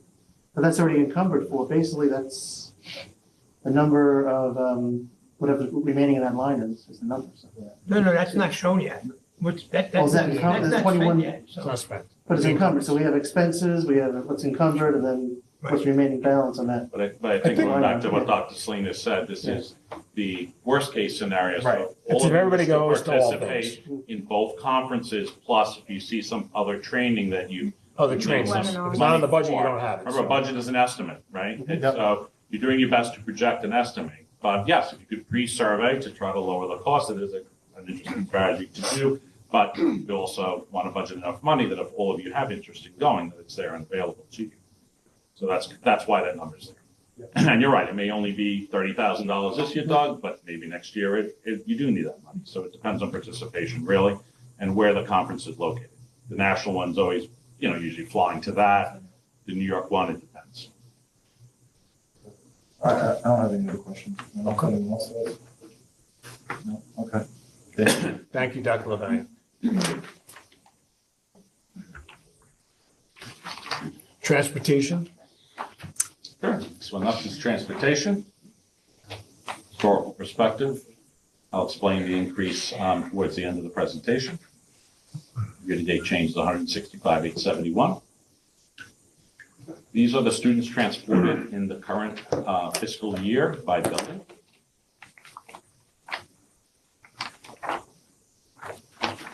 By the way, I could give a plug for our drivers. They do an amazing job on a daily basis. You have to tell you something. I've done a lot of jobs that I've not been a bus driver. And I don't know if I ever want to be. And I do appreciate and value them on a daily basis. As you know, there's a national shortage for bus drivers. And we struggle with that on a daily basis. But go ahead, Guy, just wanted to put Bus a routes, these are plug the out there bus for them. routes that we currently have. We did, a bunch of years back, we did hire a consultant in conjunction with our transportation department to look at efficiencies in routing, which they did do many efficiencies already. And we look at routes every year to see what's optimal for transporting students timely, safely, and also reducing costs. Our transportation staff is the breakdown. We have a supervisor, a dispatcher, assistant dispatcher that also drives part-time, clerical, hourly drivers, mechanics, matrons. And as Dr. Sling said, we're always struggling to get drivers. When drivers are out, it's a struggle. Sometimes even our supervisor will jump in a bus, transport students because we're shorthanded, as well as our dispatchers. And I should also mention that our mechanics are certified bus drivers. Yes. And I will tell you that they drive on average 3 days a week today, all right, just to cover the routes. And that means our dispatcher, our assistant dispatcher, and 2 additional mechanics on average 3 days a week. Our current transportation equipment, 24 large buses. You can see our oldest are 2015, our newest 2024. Average lifespan of that size bus is about 5 years and some change. So we're well past that on some of the 2015 equipment. You can see the same thing with the small buses. Our oldest dates back to 2014, so past the obsolescence age, if you will. Obviously, they're well maintained still and safe to drive and DOT certified, but some of them do require more costs and repairs and maintenance, and eventually we need to replace them. This is the proposed bus fleet over time and replacement plan, which has been great. So the community and the board can see kind of what we're planning for. Since 2021, it's been pretty much 2 large buses, 2 small buses. Last year, we did look at trying to use SUVs. They've been ordered, but they haven't been delivered yet. So we'll see how those factor in and how we do with those, and possibly in the future, there would be more of those introduced again. So for this year, there are 2 large and 2 small buses in the budget currently. This is just an outline of the different fuel types. We have 8 diesel buses. We have gasoline buses, large and small. We have some propane buses, about 6 of them. This is just kind of a reiteration of our 10-year purchasing schedule. Big bus, small bus. Major budget drivers here, again, are the bus acquisition, large to small, and then also BOCES transportation increase. We are, with the national shortage of drivers, all of the out-of-district routes and different things, we are struggling to keep up. So we are going to increase our BOCES transportation costs, which is a shared service consortium, because we are needing other services, even if they'll take them. Sometimes they don't even want to take them, which is another challenge that we have, but we do need to add some financial resources in there because we are struggling to fulfill all the needs of the district for transportation. So those are the 2 major driving forces in the transportation budget this year. I would also like to add that the board authorized the central administration to participate. The $1 million question everybody asked me is that, we're going green, right? Everybody, we're going to have electric buses here by, Governor said we're going to have buses that are all going to be electric or else, that's the way it's going to be. So just to give you a little background on electric buses, a current bus today costs about $125,000 to $135,000 for a large bus. In order to buy that same bus in an electric format is $440,000. In addition to that, the board, after Peter had done a presentation, authorized us to hire a firm to do a study to take a look at our capacity and deliver that report back to the board. I don't have the timeline for that, when that presentation will happen, but I expect to see that in the next 30 to 60 days. So you'll get a chance to see that. That has no impact on our budget planning process today, but it will let us know a little bit about what it looks like if you were to actually have to move in that direction. Is it actually even feasible? Is the grid able to accommodate it? There's a whole bunch of these questions that are going on. Other school districts, my colleagues, are struggling with this, as I am. You know what I mean? And plus, who's going to pay for this? You know what I mean? How I can get 3.5 buses for the price of 1 gas bus, and we're going to be using electric, which I understand is more green, but we still use fossil fuels to create the electric. So I don't know. The idea behind it, though, is that we're going to see what happens with this, but it's important for us to plan accordingly, and I want you to have an idea about the differential in the price cost of these buses. And they don't have long range. And the frigid cold that's going on right now, no one knows how those buses are going to react. You may have read that the New York Times article about all the Teslas that basically couldn't be started in Chicago. They came out of their house. It was like, they can't operate in the cold. So we got a little problem with that. That means nobody's going to get to school. So anyway, these are all ideas that I have in my head. And obviously it's not a science at this point in time. I'm sure it'll get better over the years. I just don't know if now's the time and whether the governor's proposal and mandate is actually going to be feasible. We'll find out. Quick question. So the BOCES transportation of the 300,000, that's BOCES providing the transportation? Correct. Okay. Is it, how does that work? Strictly straight from BOCES? So we Or is it a participate. co-serve type? I can tell you, yeah. So Okay. that we participate and there is a BOCES consortium specifically for bus services. So we may pool, carpool for lack of a better term, with other school districts, and they may be passing through our district and they'll have seats that are open and they'll basically, we'll place those kids in those seats. Okay. The other question I would have is obviously the buses, I guess we maintain them super well for them to go beyond their We do. expected life expectancy. Then when we choose replacements, obviously we look at the ones that we're struggling with mechanically the That's most, what I figured. that are costing us the most, that probably their lifespan is common, and that we should trade them out. So we, if you look at their tickets and the repair history of them, consult with the mechanics, Brian McCarthy, the drivers, who also report issues with buses, and we determine which ones to replace based on that. We have 3 mechanics, lease space from the Levittown Public Schools, which is a garage that we lease from them. All of our DOT inspections are documented and available online from New York State. They do an amazing job. They just do. They do an amazing job. Think about that. You know, One other question I have, which is, obviously, I think some of us are aware that, in terms of receiving bus service, certain radiuses from the school that you have to live outside those boundaries to receive service. And those who are inside obviously did not. And from the high school perspective, and I might have mentioned this in passing, there are people who live inside the radius but are living north of the Southern State Parkway that are not receiving service. So they're either walkers or they have to find another way to get to school. And I remember mentioning this in passing, but I wanted to re-raise it again. And the reason why I'm doing that is because I had seen Massapequa had done this, where they re-examined their bus routes and were able to offer services to students to get to school who are inside the radius at no additional cost, just by rethinking, I guess, creatively their bus routes. And so that's something we're able to do, to think about, like, okay, the high school students that live north of the Southern State but are inside the radius, can we maybe possibly figure out a way, if there is no additional cost, to be able to incorporate them into bus routes? don't know the answer to the question, could research it. Changing the board policy for transportation usually has a referendum that would have Yes. to be actually, Right. Yeah, that would I have to think go Massapequa before had the it wrong. public to be approved.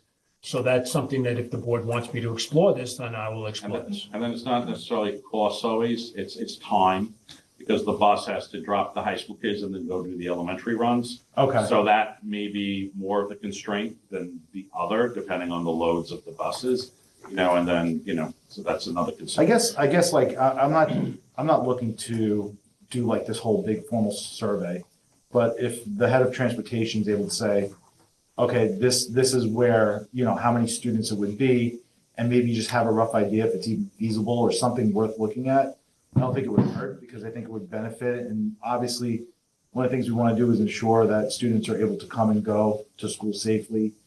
So if we have walkers, maybe we can offer them the service of a bus, and it's not really going to negatively impact the taxpayer as well.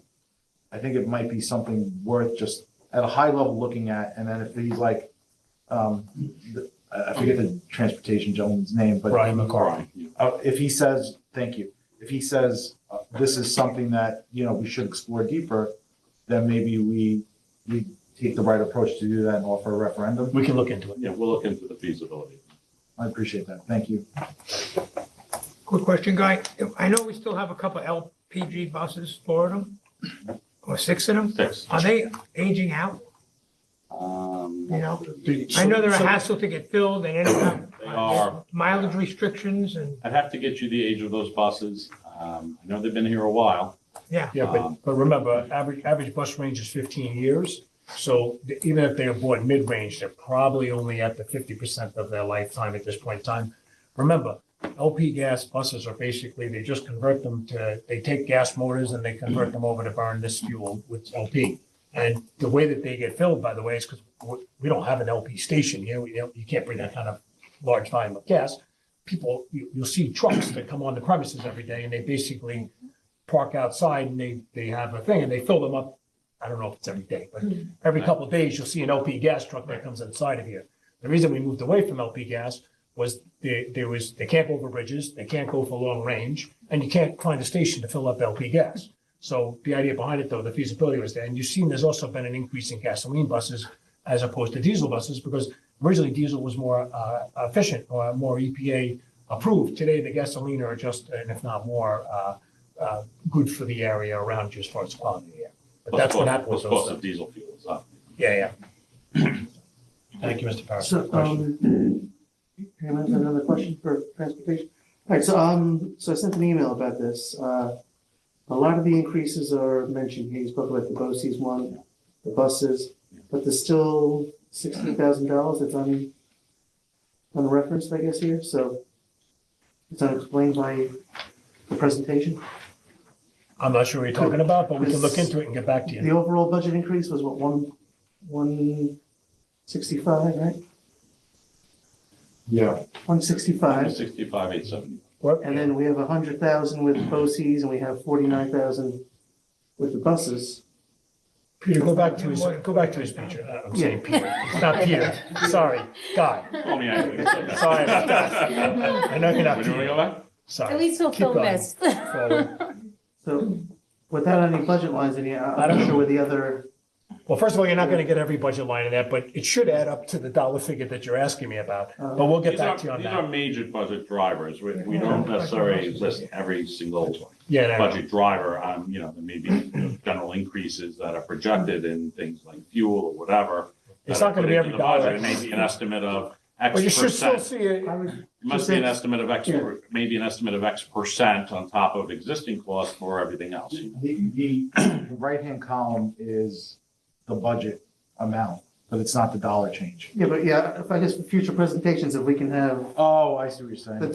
you show us in an early slide the total amount increase, and then The It's hard dollar to- change, sorry, there's no easy way to calculate it the here. dollar so change is footnoted below in the I was gonna say, it looks like presentation. the dollar A bus change. purchase It is. is 49,000. 49 and 100, 831. that's not That's okay. 165. It's 831, yeah. Zero there, but yeah, 100,000.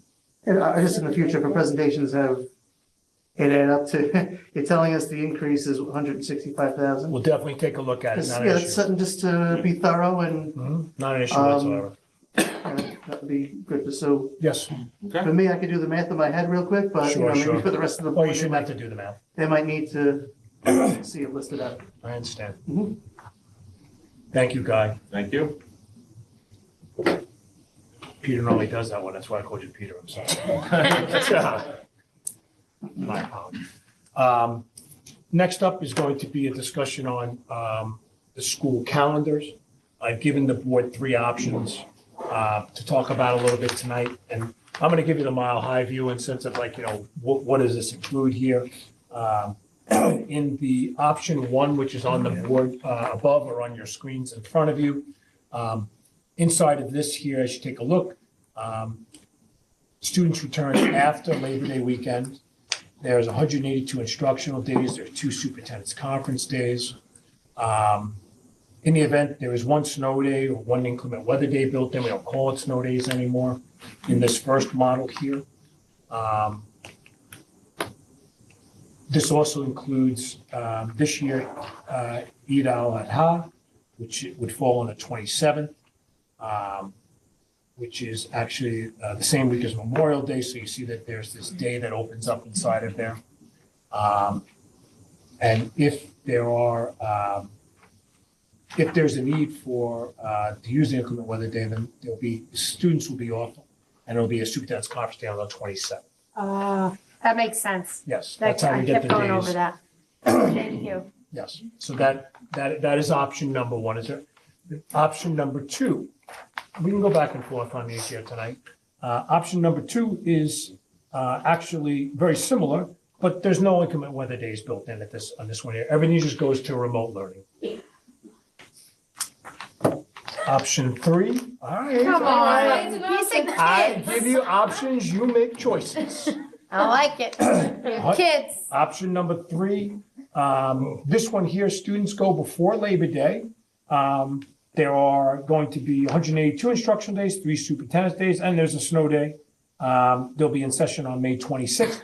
So what does that kind of do for you? Obviously, the students and the staff would start before Labor Day, which one of the benefits that comes from that is that it creates a longer December recess. It also creates the possibility, if there are no snow days, that there would actually be for Memorial Day weekend, it would be a 5-day weekend because you would fill in the middle, which is in between Eid al-Adha and Memorial Day weekend. So those are three options that I put out for the board's discussion tonight. And it also lays out for us kind of like a roadmap for where we'd be going. So the board needs at this point in time to come up with a recommendation and a decision ultimately for what calendar they'd like to see done for next school year. So that we can let the public know and they can plan their lives. So the last option is to have the 26th off? No, I'm sorry, let me be clear. Session. No. If there is no, Inclement weather days. if there's no snow days or no inclement weather days, that come, all right, then there would be a 5-day weekend for Memorial Day weekend. But you're starting before Labor Day. You'd be starting And before al- Labor Day. And That's also you get an extended December break. extended December break for families like they had this year. All right. So this option, teachers are required to report back the 25th. They'll be back on the How 25th. do you guys feel about that? 25th of what? The 20? No, they don't like it. I would union- imagine you wouldn't like it either. I bring this up every year, Mr. Rudy, I get yelled at every year by the superintendent. I hate that we come back before. it's Yeah, I would Labor Day. agree. Parents love that last week of So let me- summer Yes. to go on vacation. I would agree. I don't want to rain in your parade, but as more and more of these days become, Yep. as we begin to recognize more and more diverse groups of people's celebrations, and we add them into the calendar, you will be going back before Labor Day because you'll have no choice. I agree. At that point, we are. And also, I just want to add, Mr. Rudy, too, that this calendar is made in collaboration with the teachers unit. So they have seen, the representatives from the unit have seen the options and they feel They're not comfortable. surprised. They feel comfortable They don't whatever look the happy board. about option 3. That's, they felt comfortable putting all three options to the board, and that's how we work as a team here. So just talking about option 3 before, Which I option would do you say wanna go no, with? Three. this one, the Yes. third one. The only benefit on this one would be that you have a 2-week break for December. And the other one did not offer that? And Memorial Day Yes. weekend, yes. The other one you get off on the 20 for, speak, Sorry, come what was back. the Memorial Could Day you go back to weekend? number one? Right, Yes, this is number one. So number one here is they go back after Labor Day. You would go to school in December up to the 23rd. And if there's one inclement weather day there,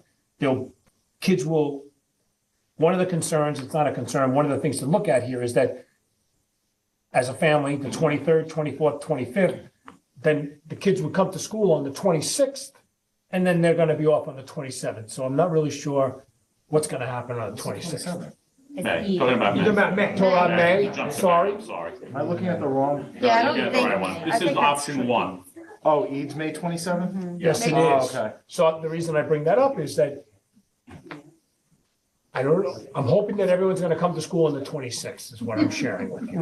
All right, because it's in the middle of, could potentially be a 5-day family weekend, and now I'm coming back, you want me to come back on Tuesday, which is a possibility, just something to think about. But if you don't use the weather day, it would be we would give it off on the 26th, is that correct? Not Not this on this one. Not this one. Not on Not this this one. one. You know, Option this 2. one, you are coming to school on the 26th. But there's still no guarantee, even There's though. no guarantee about anything here. We're just talking about best case scenarios. I give you the models, we have to make decisions. I'm good with all these, it doesn't matter. Where do those two go? Sorry, go ahead, Mr. President. Where do those 2 days, so on option one there, 22nd, 23rd? Which one are you looking at? I'm sorry, Mr. Yeah, Pascarelli. on the The one first that's on right option, now. In December, yeah, the first option, and it's also the second option too. We have those 2 days, you'll be in school on the 22nd and 23rd of Yeah. December. now, and the third option, where does that go? Where do those, Since you're starting before Labor Day, Where do those days come you get the 2 days oh, before. is that star on the? Yes, that's, Okay. the star is the first day that kids are Okay. there. And another reason August, why we okay. offer that option too is that sometimes when you have only 2 days in instructional week, we look at what the instructional benefits are to whether to be in session or to not be. So Okay. that comes into play too, and that's why you're presented with an option that looks like that as well. Other And that's what questions Dr. from the board? Selena is saying with that May 26th. And just to be clear, the Eid holiday we're offering is not coming from the state like the Lunar New Year was, It right? is not. It's been a So- request now for a number of years. Right. And so I guess my only concern with that would be, we're not offering Diwali, let's say. And I believe there's another Eid holiday. It's So actually how- 40, there are There's 4 actually Eids? 4 Eid holidays during the year. They obviously represent different things, but we get the calendar from the coalition that's sent to us on a regular basis. So we have the calendar always for the coming years. And how does that run? I guess this is the additional date that was cleared with like the collective bargaining units. And then how does that impact, how does These that are all align in with? compliance. All of these are in compliance with the teacher's contract and the administrators. Yeah, you still have the correct number of You instructional. still have the correct number of instructional days and you maximize your rate. Then what about the, like if you have a BOCES student, is BOCES open while we're closed and how does that work? That happens sometimes. Yeah. Okay. have we ever done the pre-Labor Day start? We have. Yes. We have that. Yep. And also, it's important to note that this year, that Lunar New Year happens to fall Oh, in yeah. our During the February break. During the break. break, so you're not So- being impacted by Lunar New Year. So this as year. Mr. Pasquarelli, you asked about the starting before Labor Day, and as Dr. Selena said, you potentially can, it's going to impact it in the future as well. Just thoughts, like I said before, all of these, I'm comfortable with all of them. The board basically needs to make a decision about which one that they'd like to adopt, hopefully this evening. So we can let the public know. Can we talk about board meetings too, or you want to talk about just days off now and then? No, I mean, I'll. Well, the board meetings are spelled out for you right now on there. I feel we need at least another, we've had to schedule a lot of board meetings this year. Additionally, Oh, there were special session meetings. You're gonna have special session meetings. Yeah. You're gonna need additional special session meetings always. but if we meet more regularly, Special No. session meetings do not fall under the regular public meetings though. no, but you're not getting me here. So, if we meet more regularly, right, we don't need to call a special session. Well, if the board because wants to have we're more meetings, that's up to the already- board. We're already meeting 2 times a week. We need enough meetings. Well, we're gonna have them regard, Yeah. yeah. I was gonna say, I think now, also now that we're adding the board committees, I mean, we had capital improvement, that, capital planning, we're still hoping, hoping to get up and running. We have policy, I think, which Got curriculum coming Pascarella, down. you're on, we have curriculum coming up. I'll tell you guys in October, when we have to schedule more meetings, I thought we could have just had a second meeting and resolved a lot of it, but, okay, yeah. It's gonna happen, I know. Option, let's get back to option 1, 2, or 3. Right. Please. Yeah. We may have a traditional list, but option one seems most traditional to me, start after Labor Day. Yeah. Give one snow day for, inclement weather day, allow the kids to have one day to be a kid, and run around and play in the snow. Obviously, the 2 superintendent conference day, the 26th was always going to be a wild card in May. I agree. As far as I'm concerned anyway, so I'm hesitant to make a decision Based upon that. based upon that. I understand that. I mean, if I'm leaving option one. Maybe we go around and see what people's favorite is, and we'll do it that way. Maybe we'll see there'll be some kind of trend here. I mean, to me, it's either option 1 or 2. Okay. Option 3 looks terrible to me. And I feel like, just knowing my wife when she was working in a school district, coming to work before Labor Day is not pleasant. So that, you're losing a whole week. So They'll still be coming, I just want to be clear about that. Teachers will still come to work before Labor Day at every model you have before you today. Yeah, but not Monday, Tuesday. No, I agree. No, I just want, I'm sorry. I know I know everyone's reading the same calendar, but I want to throw it out there. Yeah. Okay. So yeah, I mean, for me, option 3 is definitely terrible. And then I'm 50-50 on 1 or 2. So we got 2 1s going on there, Mr. Harris. 1. I'm a 1. You're a 1? Mr. Pascarella? 3. I like 3. You don't want a nice 2 weeks? Okay. Could you go back Let's to look at the 1 bright for me? side. Aiden, 8 and 1. could you just go back? Did I go past, Ms. Maggio, did you not speak up? I did not speak I'm up. sorry about that. That's okay. Apology, I passed you.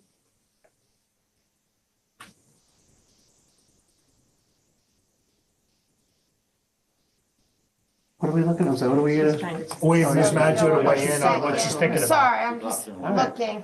And then could you just go to 2 quick? That died on me. Thank you.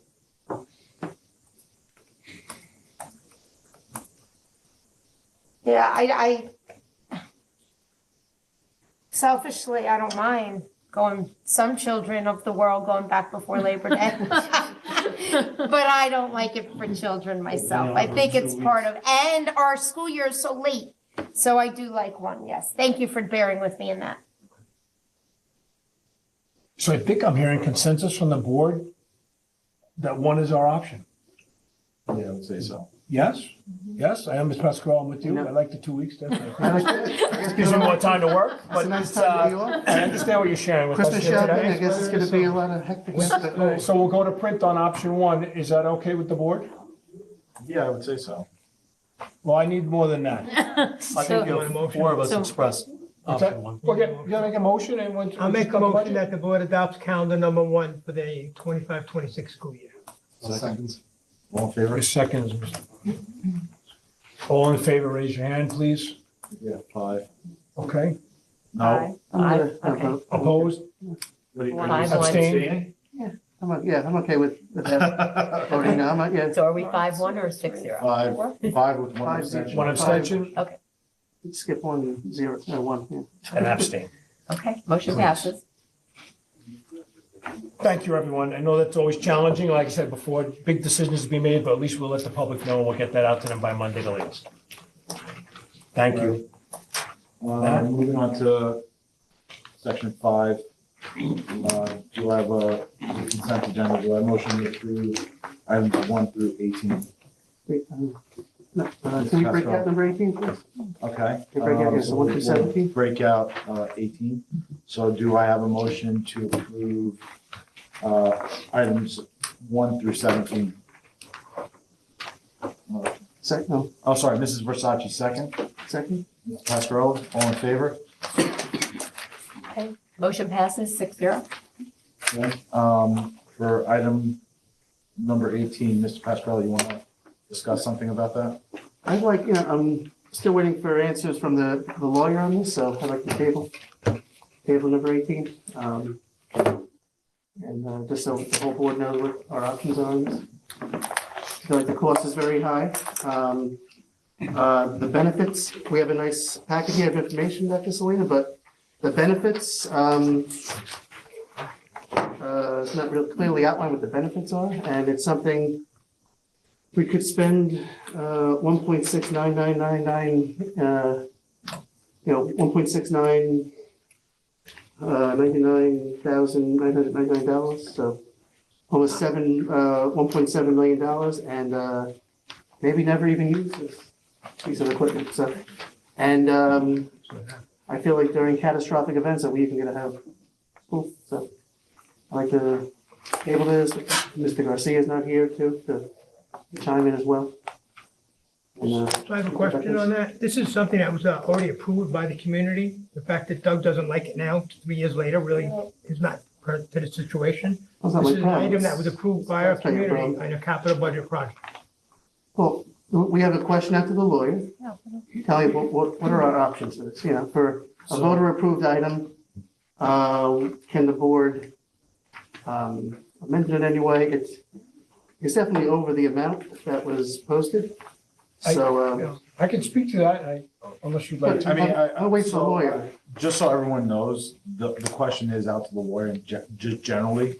But I guess in terms of the other questions that you're raising now, maybe it's good to have a refresher as to why we're doing the generator, but I would take the same position as Mr. Paris here, that this was voted on.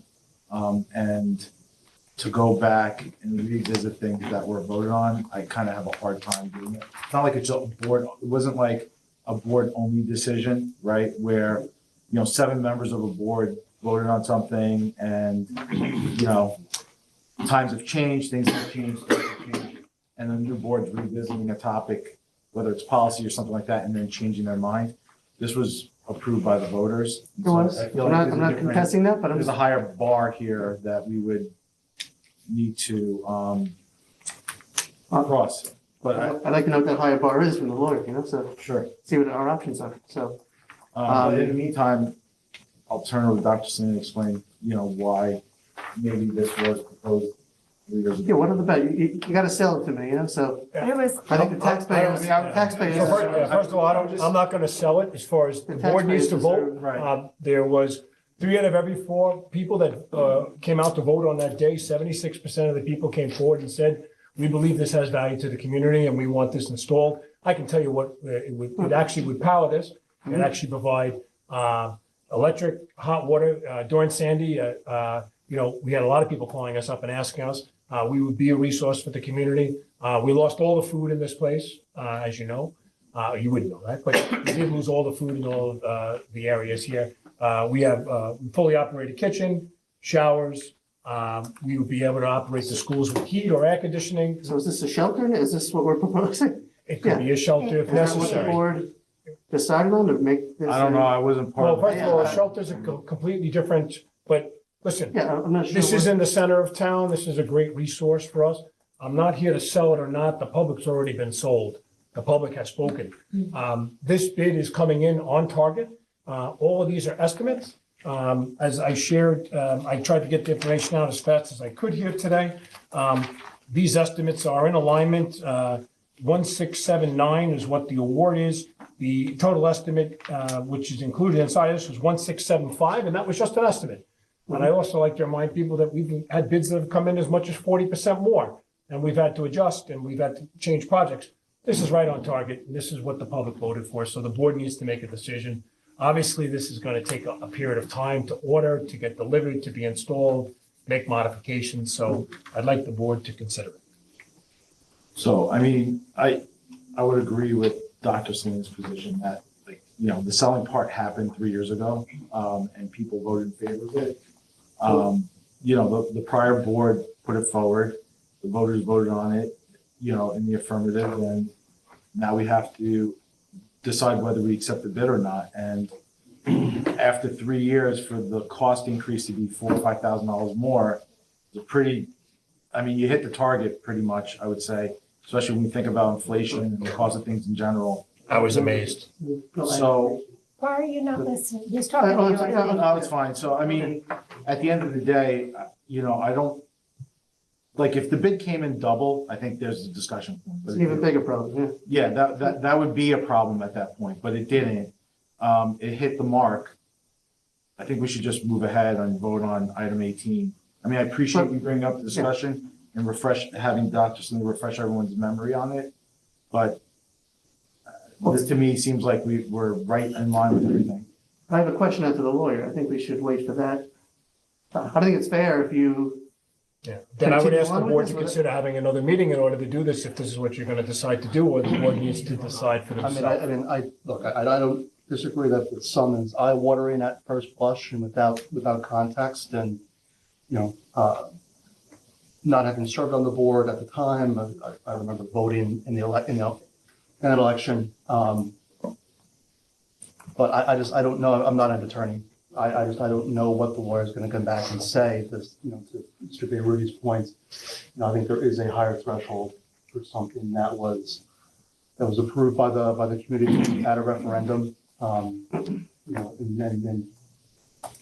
given that it is so on target, Again, I'm not entirely sure what the warrant actually can go back and say. So what I would say to that, Mr. Pascarella, is I think the information is just capital there, in case in the future we get a bid, and it is way out of line with what voters originally agreed to. But in this instance, I don't find myself in that frame of mind that we should be revisiting this when the bid pretty much matches what the voters agreed to. I think only in the instance where the bid is way out of whack with what voters agreed to, then that would be something worth visiting and would be worth waiting to hear Neil's opinion. But I just don't see myself agreeing with you on this particular topic. There was only one instance where the voters saw how much this would cost in the PowerPoint presentation. So in the resolution, it says a sum not to exceed $2.2 million. So, there's no itemization with prices here. So I believe the public. Do we know that the total amount of everything in that resolution exceeds? No, they're ongoing. So, but like I said before, the estimates are given by the architect in advance. Yeah, but And, to kind of put perspective on it, the average generator installation cost is between $12,000 and $15,000. We service 6,175 homes. This is the equivalent of putting a generator in 140 of those homes. So let's try to put some perspective on this as far as money. All right, so for the cost of, what we would do, if we were to put individual generators in people's homes, 120, 125 homes, all right, we're gonna be able to take care of the community and help them.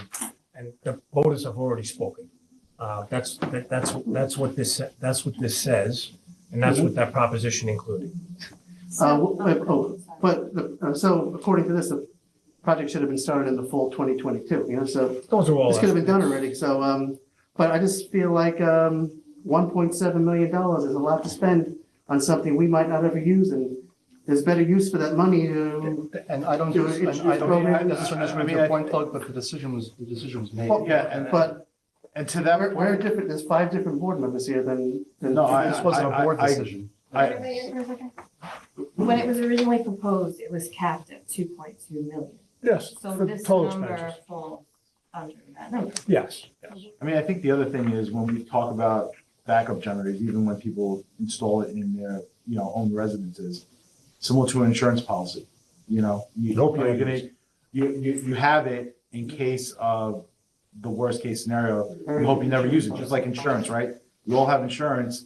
You don't want to use it. You hope you never have to use it, but it's there for protection. I think generators serves a similar purpose. And, if this is, Plain Edge, again, we're not a town. We're a bunch of different towns, and there's one place that Plain Edge community congregates, and it's generally this high school. And so if we need something in case of an emergency, this would be the hub for Plain Edge. So we're making this walking shelter, distance. a hurricane shelter, or what? I don't understand. I don't know if it's a hurricane shelter, but like if people What need are we food or proposing? water and a place to shower and whatever, then I think, it was done with the right intentions. This is the community space. And so, whatever the prior board decided and put forth and the voters still at the end of the day agreed to it. And I just don't think, based on the facts that this is in line with cost, we should revisit it. I think the other point with respect to it being an estimated start date of 2022, my guess is maybe this has something to do with the state architectural office that might have caused that delay, which, I think at this point, we're all pretty familiar, is usually the gating item of when projects kick off to begin with. So that's a problem that I have seen being at lots of board meetings prior to actually being on the board and now being on it, has proven to be an issue time and time again. So I think we can't hang our hats on the fact that, we're starting 2 or 3 years after the fact. It's just the nature of the beast, trying to get projects off the ground in New York State and have building aid associated with it. Sorry, Mrs. Manager. No, Mr. Beruti, thank you for saying that about us. I know when we interview people, we constantly say Plain Edge, our school district is the home for the town. And I had to flash back to Hurricane Gloria, where when I couldn't stay in my home during Hurricane Gloria, we went to my local high school. So you saying that made me think about me being there in the high school for days. Imagine people who work remote. Imagine people who, the kids, without their being able to charge devices. I think what you brought up is a very valid point, and it is why we did have the foresight to put this in, and thank you for that. And I wholeheartedly You agree. need to vote on it. Now, I think I feel we should hold off for table this, see what public opinion, if they knew $1.7 million is going to be spent on an insurance policy. They did. They already did, my I- friend. Well, they did, but they really did.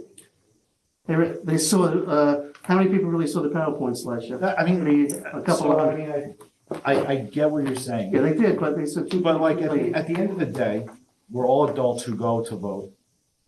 People have to take an interest in what we're spending money on and what's being proposed. Just like today, we saw that there's a $7 million potential increase, and we have to set priorities as a board. Whatever the board priorities were at the time they were, people voted for it. And it's not something that I want to go and try to override the voters unless there's extenuating circumstances that would dictate that it's reasonable to do so. And so I don't want to sit here and debate this all night. I think we should just move to vote on this. What if we can legally pitch it to them again, say, No. here's the price? No, I wouldn't say no, but what if we can legally pitch it to them again? We're under, our sum is not to exceed, and we're under that. This resolution, yeah, it's nice and all right, but this resolution just gives you a list of things not to exceed $2.2 million. They don't know the individual cost for one of these things is And that could be any item that you $1.7 go million. through. And that could be put into much better programs with the kids and things that directly impact students. No. Not for a pie in the It's sky. different. We We're wish- getting off track Thank you. here. When wish you to talk one- about no. that, We're getting That's off track different. here. First of all, No. let's, We can invest this money better than on a insurance That's your policy, opinion. but maybe one day. this may That's my not be, opinion, yeah. this may not be used for programs. This is to use for capital improvements exclusively. So let's be clear about what we're talking My about. question to the lawyer is, can we have a vote on switching this reserve or creating a new reserve? That's my question to the lawyer. Don't, The answer is I no. wouldn't shrug that because we don't know yet. The lawyer has to get back to us. So I think we should table this. Sorry, Mr. Paris. I'd like to make a motion that we vote on item number 18 in the business report. Is there a second? Manager, all in favor of moving item 18 to approval?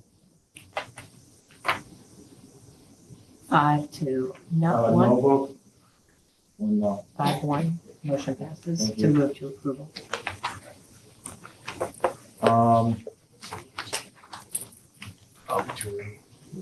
Yeah, sorry, I'm getting No worries. there. Pride and plannage. All right, moving on to section 6, pride and plannage, opportunity for board members to present on attendance participation at school and/or community events. Sure, Mrs. Versace. So for many of you that don't know me yet, I'm a hockey mom, and we have a hockey team that represents Plain Edge, Wampa, and Seaford, and everyone's having a great season.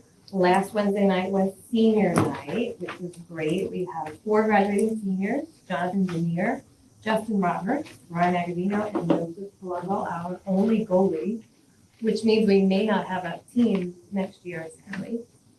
But we're so proud of them, and we're certainly going to miss them, especially our goalie. Great. Anyone else want to speak to events they attended? Sure. Mr. Mercy. I think Dr. Selena touched on in his opening remarks, the holidays in the area are always great. I was able to attend the tree lighting, which is wonderful as always, and thank you to Ryan Moore Foundation, for what everything they do for the community. Event. I was also able to take my kids to a family favorite and see the high school play. It's a Wonderful Life, it was always on in my house growing up. And the high school kids did just a really tremendous job. Kudos especially to George Bailey. I thought that he, really was tremendous in the role. And then I was fortunate enough to attend a couple of the senior concerts. My own daughter in the John H. West senior concert. It's great to see them up there, and then great to see the music program and the future of the music program. And then I was able to, because I had a rare free hour in between my coaching and my kids running them around, but I was able to go to the East Plain concert, senior concert as well the other night. And also, it was wonderful to see the fourth and fifth graders up there performing, so comfortably performing. And the music program here is in good hands as they continue to go through the school. Anyone else? Mrs. Maggio? This is not just because Mr. Wasserman is in the audience, but I do want to say thank you to the guidance department who put a spectacular curriculum night together for parents to just really, I mean, we get our curriculum guide, but to be able to talk and interact with some of the teachers and the guidance counselors from the high school to learn more as we enter. And, it started with the 9th grade opening, which was really nice for us new 9th grade parents, but for all the grades. So I thought that was great. And then the guidance department also put a PSAT and SAT night that I heard I was unable to attend, but I heard was fabulous. So thank you for that. Because the more information we can get, I mean, we sit here and we learn a lot, but it's wonderful for parents to have opportunities to come in and learn how things have changed from when we went to high school. So thank you for that. Anyone else? I was able to get to the Plain Edge Seaford Wanta hockey game the other night, senior night. It was pretty awesome to see. We had a lot of students there too. They were all cheering on their friends, which it's good to see the camaraderie. They pounded on the glass, which is cool because you're right there. And it was very exciting. So I was glad to be there. And those kids had fun. I wish I had something like that to go to when I was in high school. We had roller hockey on the tennis courts, but no ice hockey. So that was pretty cool. So thank you for inviting me. Thanks for telling me about that. Thank you. So yeah, I was able to attend some concerts and always well done production with respect to the holiday lighting and event. Always a great event. Also, don't want to forget about some of the other people that were there, such as dignitaries from the town. Obviously, the PFT always helps out as well, so I want to thank them. I'm sure I'm forgetting another organization or two, so I apologize. But You wanted more than I did, so thank you for a little bit there. I want to thank them as well, even though the names escape me right now. And it's a success because of everyone. So thank you. If there are no other comments. Just tree lighting, just thank the North Massapequa Fire Department. Yes, that too. They do a big deal there. Yeah, absolutely. Santa, they provided Santa. I forgot about that. That was the most important person. Yes. Absolutely. So moving on to item number 7, new business. I know there's nothing here, but I had emailed the board earlier about something I was planning on bringing up, which has to do with the fitness center. Is there something up there?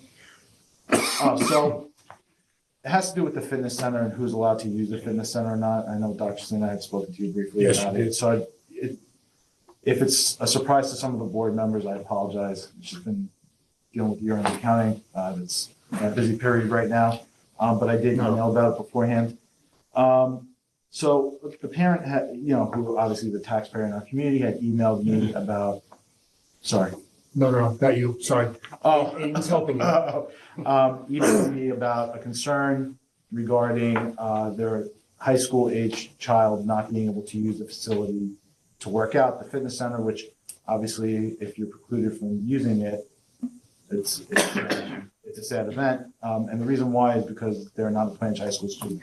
They attend another school. And that just kind of seemed odd to me. I didn't even realize that was a rule. I had spoken to Dr. Slina and he gave me his reasons why that rule was set up in the first place. And it made sense, but at the same time, I felt like it was, if you're a taxpayer in the community and your child just happens to not attend Plainedge High School, they should be able to still be able to use the facility just like an adult would be. And so what I'm asking the board with respect to new business is that we revisit that rule or regulation or policy so that we can open it up to all high school age students, obviously, that are in the Plainedge community so that they can use it as well. I don't know, Dr. I'll review eligibility. Eligibility is posted on the website, so I have it up on the board for the board to look at Oh, is that tonight. what it is? on there. Sorry. That's what that was. So who can come and use during community hours? Because that's always a question we get. So you have to be a Plainedge resident. The process is basically people complete the registration application. They have to submit proof of residency. So we do residency screenings on a regular basis. So they have to provide either a license, a tax bill, et cetera. As you know, anyone that comes to our schools, we do that clearance on a regular basis. That's done through the registrar's office. You need to be 18 years or older, or you need to be a Plainridge High School student, is currently what we have here, 9 through 12. And someone said, well, why do they have to be high school students? Why do they have to be Plainridge High School students? Is because it's part of their regular education program, so they're going to get instruction on how to use this equipment. And that was the criteria that we had established, and that's where it is And today. I believe, I'd have to double check, but I believe part of it is that students are covered as students, I think partially under our insurance if they're using the facility. So, Not true? Okay. So yeah, I don't know if it's, No, it was not. No? Anyone that Dr. enters Selena and I into had a this pleasant facility is conversation. covered on the liability insurance right now. Yeah, Irrelevant of age, Okay, fine. no. There's a waiver anyway that people sign if they want to get a membership, et cetera, so, Waiver. but we're still liable anyway. So the reality is, you got hurt on the premises, that there's insurance. so I mean, and Dr. Selena and I had a pleasant conversation about it. And I did raise the question about the insurance, and he said that was not a concern in this instance. So my train of thought on this, just so. I want to clarify, the liability, like I said, I feel more confident if they had our physical education or our fitness trainer providing instruction on how to use the equipment as far as hurting themselves. And the waiver itself is a waiver. If they're underage, then they may need a parent to sign the waiver. Yeah, That's fine, yeah. that's what I'm happens trying here to get too. We should absolutely go It's to. different than the other. The lawyers to make sure there's parental consent. And by the way, our parents do sign off for their child in Parent Square in order to be eligible to download to use the app and gain admittance. So we do regulate that. So if it was my daughter Alexa or Sloan, and they were in the high school and I wanted them to be able to come to the fitness center during opening community hours, which I hope they would want to, I have to sign off and give them permission. So that's because they're under 18. Right. So in our conversation, just so that everyone's aware, my point was, it's no different than maybe an adult going to a gym for the very first time and not really knowing how to use the equipment, right? And I believe we staff them with attendants, although they're not sitting there giving physical education instruction. They are there to help people understand the equipment and the basics of how to use it. So the difference is, I think minimal other than age, right? I mean, you have a child who does not attend Plain Edge that falls in that category of 9th to 12th grade that might not be knowledgeable in how to use the equipment versus maybe a 50-year-old male who's never been to a gym before and also has to receive instruction. So it felt like, it just seemed odd to me, right? Because they're kind of analogous, the situations. And so, again, my point of view here is I would like us as a board to reconsider point 4 to open it up to all students who are in grades 9 to 12. Can I make a suggestion? Yeah, please. So I worked in a gym for a short time, but generally we would set up a fit appointment and an orientation of some sort. Is there an age appropriate orientation that we can set up for a child, let's say, that goes to a Catholic high school that wants to use the gym within the hours? By appointment even. So interestingly enough, no, there's nothing set up for that. Okay. The second part is that the people that do so there's always 2 students and there is 1 adult, and that 1 adult is either a certified trainer. That's our first priority. That's what we target. So we're looking for those people that are trainers. So they have the ability to provide instruction directly to people. And there hasn't been any thought for what you're sharing at this point in time. And the issue really is that, so when we opened it up to the students, we thought people were going to come running down and want to use, the students were going to come running down, but we realized there was a conflict there.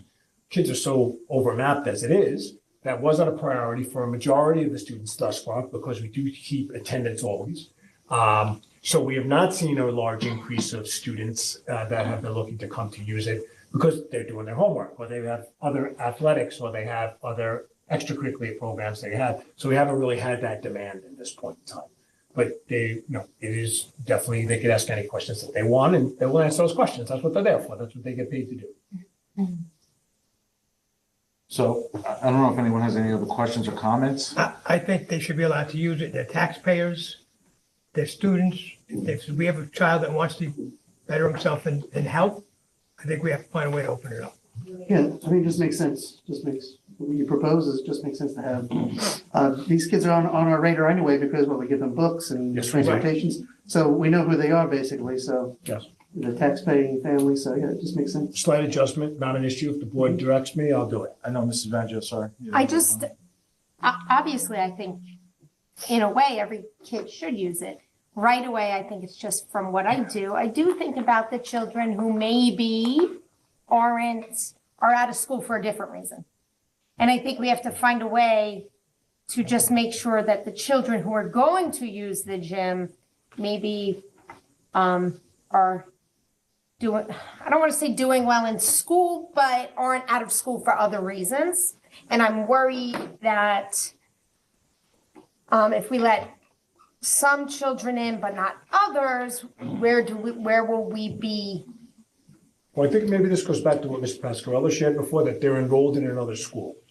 And they're a school age in high school, could be an alternate high school or an alternate placement. They need to be enrolled in school is what you're sharing. Is that what your concern is? Yeah, I mean, sadly, I deal with sometimes more troubled children. Okay. And like a child who's maybe getting in trouble with kids here. I'm not saying this is happening. I'm just throwing it out there. Yeah. But like, now they had trouble with kids in school and now they want to come back to the gym, but they're not enrolled in school. Yeah. I don't. Maybe I can narrow it Yes. down and just say that they need to be on our rolls as far as being enrolled in one of Would that be the okay? private schools. We know, We have if you all live in that this be community and okay? you go to private school, you have to come to us anyway. I guess I wouldn't, I don't know how many homeschool children there are, but. Oh, yeah. Yeah, I was thinking Not a lot, homeschool, but But if they then, have an what is it, an IHIP? Well, that's They have an something IHIP. That's- I- We would know them as well, right? So. We do know those because they go through Mr. Wasserman's office. We know every student. We know everybody that's Yeah. enrolled in school of school age or That's that the is only being thing. homeschooled at this point in time, that lives in our community. I think I think we do. to your concern, like if someone is acting inappropriately in our fitness center, you revoke their membership and they're not allowed in. so maybe something just in our language that says that. There is a code of conduct. I would imagine it's generally, right? That's, they do sign off on that. Yeah. So maybe we don't need to narrow it down, but I understand what you're sharing though. But I will tell you this, like I said, there's no tolerance for shenanigans, in this environment. You're coming here, you're coming to work out, we want you to come. We definitely want you to come. That's the bottom line. And obviously, if there's a problem, security's in the building, we'll contact security. And if it needs more, we'll call 911. So I don't think that should be a problem. I understand where you're coming from. That's so negative. I don't No, mean to be, no, but no, I'm we- just, But But I what think we need to is? talk about this, you know what I mean? Because I think it's Reality. important. But I think that it's something that we can easily adapt. Okay. If the board would like it. It sounds like there was Any other consensus. on the board. questions or comments or, just, okay, so with that being said, I don't need. are we comfortable moving ahead, I guess? Yep. With opening this up to everybody? Ninth grade Ninth and through above? 12th grade, yes. Yeah, just to be clear. That are enrolled in either the private schools or. Or have a homeschool. homeschool program. Yes. Enrolled in private schools have a homeschool program, so you're on our radar. We'll be able to tell who you are. That was a basic, to Mrs. Maggio's point, there's a code of conduct, so There is. Yep. any silly business going on, they'll be kicked out. Yes, We have security, obviously, so, yes. yeah. We can't have that. Yeah. We get a lot of great feedback on this place, so, we don't want that to go anywhere. Okay, so I don't have anything for old business. Moving on to informational reports. Any questions on the informational reports by the board? Very good claims order report, so have to compliment where a compliment is due. I know Peter's listening. Thank you, Peter. Peter listening out there somewhere. We had, which is good, we're very proud of this, only one issue with a confirming purchase order, which is good. Peter's on it. One, so he's taking the notes as it says, and he's doing something about it, which is nice. It was only $115. That was good. Very nice. Now, one thing though, I was gonna send an email about this, but now that again, I'm thinking about it. Previous months before, we had the end of the year claims audit, they had an issue with our credit card usage policy. I don't think we ever gotten anything from them saying we do have it, because they refuted. They do refuse, It yeah. was in the end of, the end of the year claims order report saying, So we have, one, yeah. confirming purchase orders, and two, you have no credit card use policy, but then you guys We say right actually away. do. We do, We yes. do, yes, Lisa. I just want to be clear about that, but Can you're we- gonna, you're Can we gonna, get something from them acknowledging that we do have, how do they ever got a well, letter? two things. One, I'll ask Peter to look into it. Yeah, if you And the can- second part is that you're going to be starting your policy review, and that's one of the ones you can take a look at as well, which is fine too. Okay. But I will get the answer to the question. Yeah, and Not an issue. concerning that they don't know that we have the policy if we do. I'll speak with Yeah. Peter. Okay, thanks so much, yeah. So actually, I had a question, and apologies, not being able to preview this ahead of time. So the cafeteria schedule, that is run as like a profit and loss. That's like the one type of fund that is kind of run more like a traditional business, a profit and loss, correct? Yes. That's how we pay for the lines, right? We had excess money, Yeah. and we actually were able to use that money to pay for the new lines. is my Which understanding. originated from COVID funds. So let's be aware of that because that was money that was excess from them is what my understanding is. Peter Oh, can answer that okay. question better, but that was what that overage was from. So the question I have on this was, that just stood out to me was, looks like right now we're running losses on it. Do we see that that's going to at least break even? Like, I mean, do we have a sense of what's causing that? Because I was thinking back to last year's report and we were in surplus. So I just don't know, I can kind of see where the numbers are coming and what the drivers are. Sure. But I just wasn't sure if maybe I'm missing something like. The ultimate expecting- goal of any federal food aid. service in a public school is to be net zero Right. in the end. Yeah, no, that But makes I will sense. tell you that depending on what the variables are that are associated with that, it can be either slightly plus or it can be negative both. Right. And then ultimately, we have to balance the books. Okay. But Peter can probably provide you more Okay, so information about I'll that. catch up with Peter on that. If you would, please. No? Or I could answer it. Oh, I'm ignoring Teresa. I'm like, Teresa's our right assistant here. business manager is sitting next to me. She's been trying I didn't even get you, I'm sorry. Tell her I'm the treasurer of the district, it's okay. Sorry. Teresa will answer the question. I do the monthly report, I can Sorry. answer the question.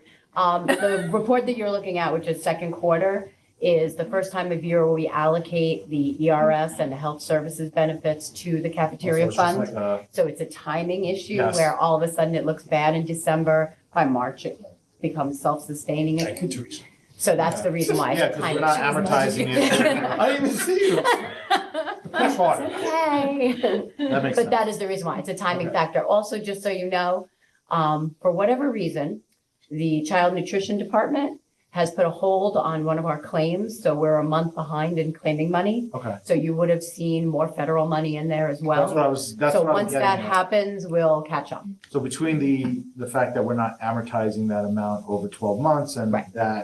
that's why it looks the worst I've seen it. Correct. Okay, Yes, all right. It's a real timing issue as to how it looks that way. We don't need to increase food pricing. No, or, no, and the you know, program is self-sustaining and to Dr. Right, that's Selena's the word point, I was thinking of the before. reason why we had so much money in reserves was because of the COVID years, Got it. when we were being paid at a higher federal reimbursement rate. Okay. All districts ended up with surpluses, and that's why we were able to fund the serving line. Okay, that makes a lot of sense. Thank you. That was my only question on the information. report. I don't know if anyone else has a No, that's a question. good point, guys. So I think in September we had a surplus and every month since Mhm. it's been Yeah. negative, so. Sounds like an accounting. Peter, Teresa has you covered. Yeah, using my technical accounting language to explain that. Okay, so since we have no other questions on informational reports, I think that's it, right? Yes. Oh, sorry. Opportunity for Opportunity public for comment. All comments are directed to the Board of Education President. Each speaker is limited. We ask that you please stay within 2 minutes, and each speaker is expected to use the microphone and clearly state their name. Good evening. Perry Fuchs, President, Planners Federation of Teachers. Nice to see everyone tonight. I want to comment on two things really quick. First is the generator. I want to commend the board for doing what the public wanted to do and put in a generator here. I had the privilege of being here in 2012 during Hurricane Sandy, and I saw we opened up the school and all the community members are coming here and charging their phones because a lot of people didn't have power in their own home. To think that Hurricane Sandy was a one-off and that type of catastrophe can never happen again is very short-sighted. And as many members on the board said, the school, especially the high school, is the center of the community here. So I think it's of utmost importance that the school remains powered even during catastrophes that almost certainly will happen in the future. So I commend the board on that. I do want to discuss quickly some comments that were made during the discussion on the portrait of a graduate. While our union would certainly welcome parents who are educators and a result of the lottery are put on the committee, specifically asking for separate category of only parents who are educators is an insult to the 288 teachers we have here in Plain Edge.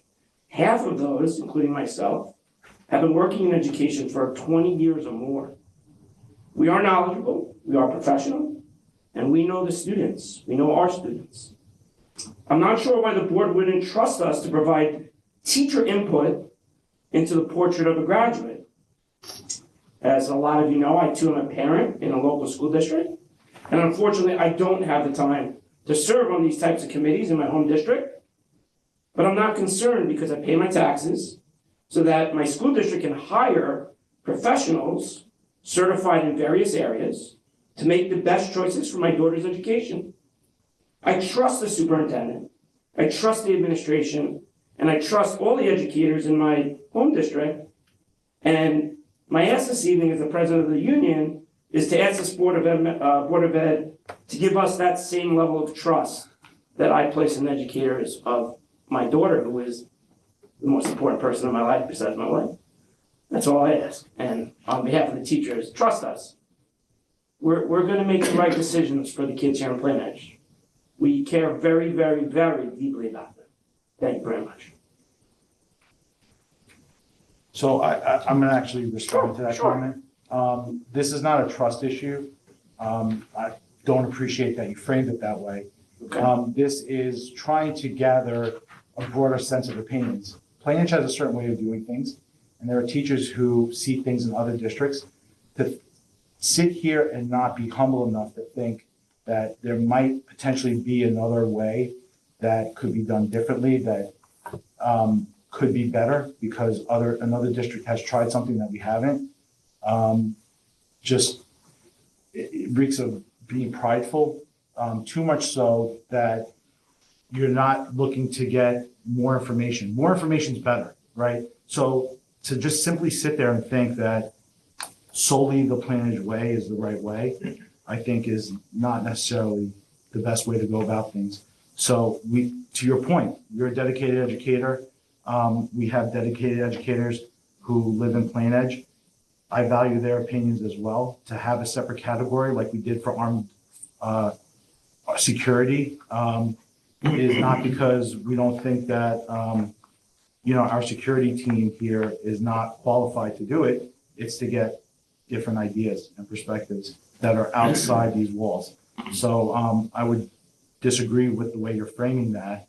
And we'll still have a discussion. We'll see what Dr. Salino comes back with in terms of his opinion and Dr. DiPiola in terms of what they're seeing and after they speak to Battelle, and we'll go from there. But I appreciate you providing your comment, but yeah, I totally disagree with that. Just a point of clarity. No police officers work for the Plain Edge Public Schools. Retired ones do. Okay, but they're not current. You have 288 educators who are professionals, and to say that they don't go outside of Plain Edge is also a tremendous inaccuracy. Today alone, I know firsthand that we had at least 4 or 5 educators going to a conference attended by many districts across Long Island. So that's simply also not a true statement. I myself also go to countless, I by the way will not be on the committee, but I go to, I know my colleagues and I go to countless trainings and speak with teachers from across Long Island, New York State. So we do have a pulse on education as a whole. And we also, just so you know, belong to countless organizations. We have, just so you're clear too, we have literally the most national board certified teachers possibly on Long Island, if not even New York State. And we also have master teacher program around the state, they won't even take Plain Edge anymore because we have so many representatives on the master teacher program that they want to stop taking teachers from Plain Edge. So I would say we have a great understanding of education around the state. Thank you. Appreciate that. Yep. Different schools deploy different programs, and so everything has its pluses and minuses. It's good to get more opinions. Thank you. Anyone else? Okay. With that, is there a motion to adjourn the meeting? Mr. Pasquarello, second. Mr. Paris, all in favor? 6-0 passes. Thank you. Thank you, everyone. Safe Thank home. you.